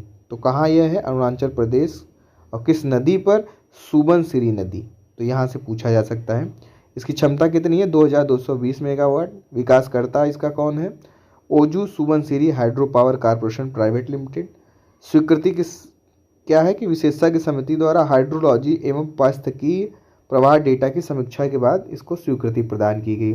विश्व फेफड़ा दिवस कब मनाया जाता है? 25 सितंबर को मनाया जाता है। और विश्व फेफड़ा दिवस जो 25 सितंबर को मनाया जाता है, इसकी थीम क्या है? यही पूछा जा सकता है। हेल्दी लंग्स और हेल्दी लाइफ। तो इसे याद रखेंगे, इसका थीम याद रखेंगे और दिन। ठीक है, 25 सितंबर। आगे बढ़ते हैं। NDCS 3.0 और COP 30। भारत ने 10 नवंबर 2025 को ब्राज़ील में आयोजित होने वाले COP 30 संयुक्त राष्ट्र जलवायु परिवर्तन सम्मेलन के शुभारंभ पर अपने अद्यतन राष्ट्रीय निर्धारित योगदान को प्रस्तुत करने की तैयारी की है। ठीक है, अब ये तो पुराना हो गया है। COP 30 संयुक्त राष्ट्र जलवायु परिवर्तन सम्मेलन का 30वां संस्करण है। कहाँ होगा? ब्राज़ील बेलम में। उद्देश्य क्या होगा? विश्व के देशों के NDCS की समीक्षा, उत्सर्जन कटौती की स्थिति का मूल्यांकन और नई जलवायु कार्यवाही योजना पर चर्चा। विशेष महत्व क्या है? ब्राज़ील की अध्यक्षता ने जोर दिया है कि देशों को अपने निर्धारित लक्ष्यों के हासिल न होने के कारणों का मूल्यांकन करना चाहिए। ठीक है, तो जो INDCS है, इस यहाँ कट गया है, NDCS हो गया। उसका अर्थ क्या होता है? Full form intended nationally determined contributions. ठीक, तो कहीं कहीं कट गया है अगर आई तो उसे ध्यान रखेंगे। आगे बढ़ते हैं। यूरोपीय संघ का वनोन्मूलन विनियमन भारत के काफी निर्यात क्षेत्र को वैश्विक पर्यावरणीय मानदंडों के अनुरूप बनाने की दिशा में एक महत्वपूर्ण कदम उठाते हुए काफी बोर्ड ने यूरोपीय संघ वनोन्मूलन विनियमन की आवश्यकताओं को पूरा करने में उत्पादों की सहायता के लिए व्यापक जागरूकता व क्षमता निर्माण कार्यक्रम आयोजित करने की घोषणा की है। 31 दिसंबर 2020 के बाद वन्य विनाश या वन संरक्षण से जुड़ी विशिष्ट वस्तुओं के आयात पर प्रतिबंध लगाने का प्रयास किया है। कॉफ़ी भी इन वस्तुओं में शामिल है। इन विनियमों के अनुपालन के उल्लंघन पर माल की जब्ती, जुर्माना, टर्नओवर कितना है 4% तक, और यूरोपीय बाजारों से बहिष्कार जैसे दंड शामिल है। बड़े निर्यातकों को दिसंबर 2025 तक अनुपालन करना होगा, जबकि सूक्ष्म एवं लघु उत्पादकों को जून 2026 तक। टायलनॉल और ऑटिज्म विवाद महत्वपूर्ण देख लेते हैं। अमेरिकी राष्ट्रपति डोनाल्ड ट्रंप ने दावा किया है कि गर्भवती महिलाओं को टायलनॉल का सेवन नहीं करना चाहिए क्योंकि इससे बच्चे में ऑटिज्म होने की संभावना बढ़ सकती है। टायलनॉल को भारत में पैरासीटामॉल के नाम से जाना जाता है। इस बयान के बाद विश्व स्वास्थ्य संगठन और चिकित्सा विशेषज्ञों ने स्पष्ट किया कि इस दावे का कोई वैज्ञानिक आधार नहीं है। यह बुखार जो टायलनॉल है और पैरासीटामॉल एक चीज़ है। यह बुखार एवं दर्द कम करने के लिए सर्वाधिक प्रयोग होने वाली दवाओं में से एक है। भारत में यह सामान्यतः पैरासीटामॉल के नाम से जाना जाता है और अमेरिका एवं कई देशों में यह टायलनॉल ब्रांड नाम से बेची जाने वाली दवा है। विश्व पर्यटन दिवस 2025 इस वर्ष मलेशिया के मलक्का शहर में 27 से 29 सितंबर तक विश्व पर्यटन दिवस और विश्व पर्यटन सम्मेलन 2025 का आयोजन किया जा रहा है। कहाँ? मलेशिया के मलक्का शहर है। विश्व पर्यटन दिवस का विषय क्या है? ध्यान रखेंगे, पर्यटन एवं सतत परिवर्तन। यही याद रखना है आपको, पर्यटन एवं सतत परिवर्तन। यह बताता है कि पर्यटन केवल विकास ही नहीं बल्कि सुशासन, रणनीतिक योजना, प्रभावी निगरानी व दीर्घकालिक सतत प्राथमिकताओं के अनुरूप सकारात्मक परिवर्तन लाने की क्षमता रखता है। अगला है आपका पुनान सांगछू द्वितीय जल विद्युत परियोजना। थिम्पू महत्वपूर्ण है, देख लेंगे। थिम्पू स्थित भारतीय दूतावास ने हाल ही में कहा कि भूटान में 1020 मेगावाट की पुनातसांगछू द्वितीय जल विद्युत परियोजना इसकी अंतिम इकाई यूनिट 6 170 मेगावाट को विद्युत ग्रिड के साथ समन्वित करके सफलतापूर्वक पूरी कर ली गई है। यह भूटान के वांगडू फोडरंग जिले में स्थित 1 गीगावाट की रन ऑफ द रिवर जल विद्युत उत्पादन सुविधा है। यह पुनातसांगछू नदी के दाहिने किनारे पर स्थित है। भूटान की यह योजना। गोरुमारा राष्ट्रीय उद्यान महत्वपूर्ण है। हाल ही में 2 गैंडों के जन्म के साथ जलपाईगुड़ी के गोरुमारा राष्ट्रीय उद्यान में एक सींग वाले गैंडों की आबादी बढ़ गई। ठीक है, तो गोरुमारा राष्ट्रीय उद्यान कहाँ है? पश्चिम बंगाल के जलपाईगुड़ी में। इसे 1992 में राष्ट्रीय उद्यान घोषित किया गया था। इसका क्षेत्रफल कितना है? 79.45 वर्ग किलोमीटर। यह पूर्वी हिमालय की तलहटी में डुआर्स के तराई क्षेत्र में मूर्ति और रैडक नदियों के तट पर स्थित है। यह पार्क वनस्पतियों और जीव जंतुओं की समृद्ध विविधता के लिए जाना जाता है और कई लुप्तप्राय प्रजातियों विशेषकर एक सींग वाले गैंडों का यह घर है। महत्वपूर्ण है। पोंग बांध। हाल ही में पोंग बांध में जलस्तर खतरे के निशान को पार कर गया। पोंग बांध, जिसे ब्यास बांध के नाम से भी जाना जाता है, हिमाचल प्रदेश के कांगड़ा जिले में शिवालिक पहाड़ियों की आर्द्रभूमि में व्यास नदी पर निर्मित एक मिट्टी से भरा तटबंध बांध है। बांध का उद्देश्य सिंचाई और जल विद्युत उत्पादन के लिए जल भंडारण है। तो हाल ही में उसका जो जलस्तर बढ़ने से खतरा बना था, इसलिए यह चर्चा में रहा। प्रोजेक्ट आरोहण। हाल ही में राष्ट्रीय राजमार्ग प्राधिकरण ने प्रोजेक्ट आरोहण का शुभारंभ किया। क्या है यह? इसका उद्देश्य है टोल प्लाजा कर्मचारियों के बच्चों को शैक्षिक आकांक्षाओं को समर्थन प्रदान करना। इसे भारतीय राष्ट्रीय राजमार्ग प्राधिकरण द्वारा लॉन्च किया गया था। यह राष्ट्रव्यापी परियोजना टोल प्लाजा कर्मियों के समुदाय तक पहुंचेगी जो राष्ट्रीय राजमार्गों पर टोल प्लाजा के विशाल नेटवर्क पर तैनात है। ठीक है, तो प्रोजेक्ट आरोहण क्या है? टोल प्लाजा कर्मचारियों के बच्चों को शैक्षिक आकांक्षाओं को समर्थन प्रदान करना। ठीक। मत्स्य शक्ति परियोजना। मत्स्य शक्ति परियोजना का शुभारंभ केंद्रीय मत्स्य पालन पशुपालन एवं डेयरी राज्य मंत्री द्वारा किया जाएगा। इसका उद्देश्य क्या है? अल्पसंख्यक मछुआरा समुदायों को सशक्त बनाना है। इसका उद्देश्य प्रतिभागियों को बेहतर आजीविका और सामुदायिक कल्याण के लिए व्यापक कौशल से लैस करना है। यह पहल कृषि एवं किसान कल्याण मंत्रालय के अंतर्गत ICAR केंद्रीय समुद्री मत्स्य अनुसंधान संस्थान के विजिन जाम क्षेत्र केंद्र द्वारा क्रियान्वित की जाएगी। ठीक है, आगे बढ़ते हैं।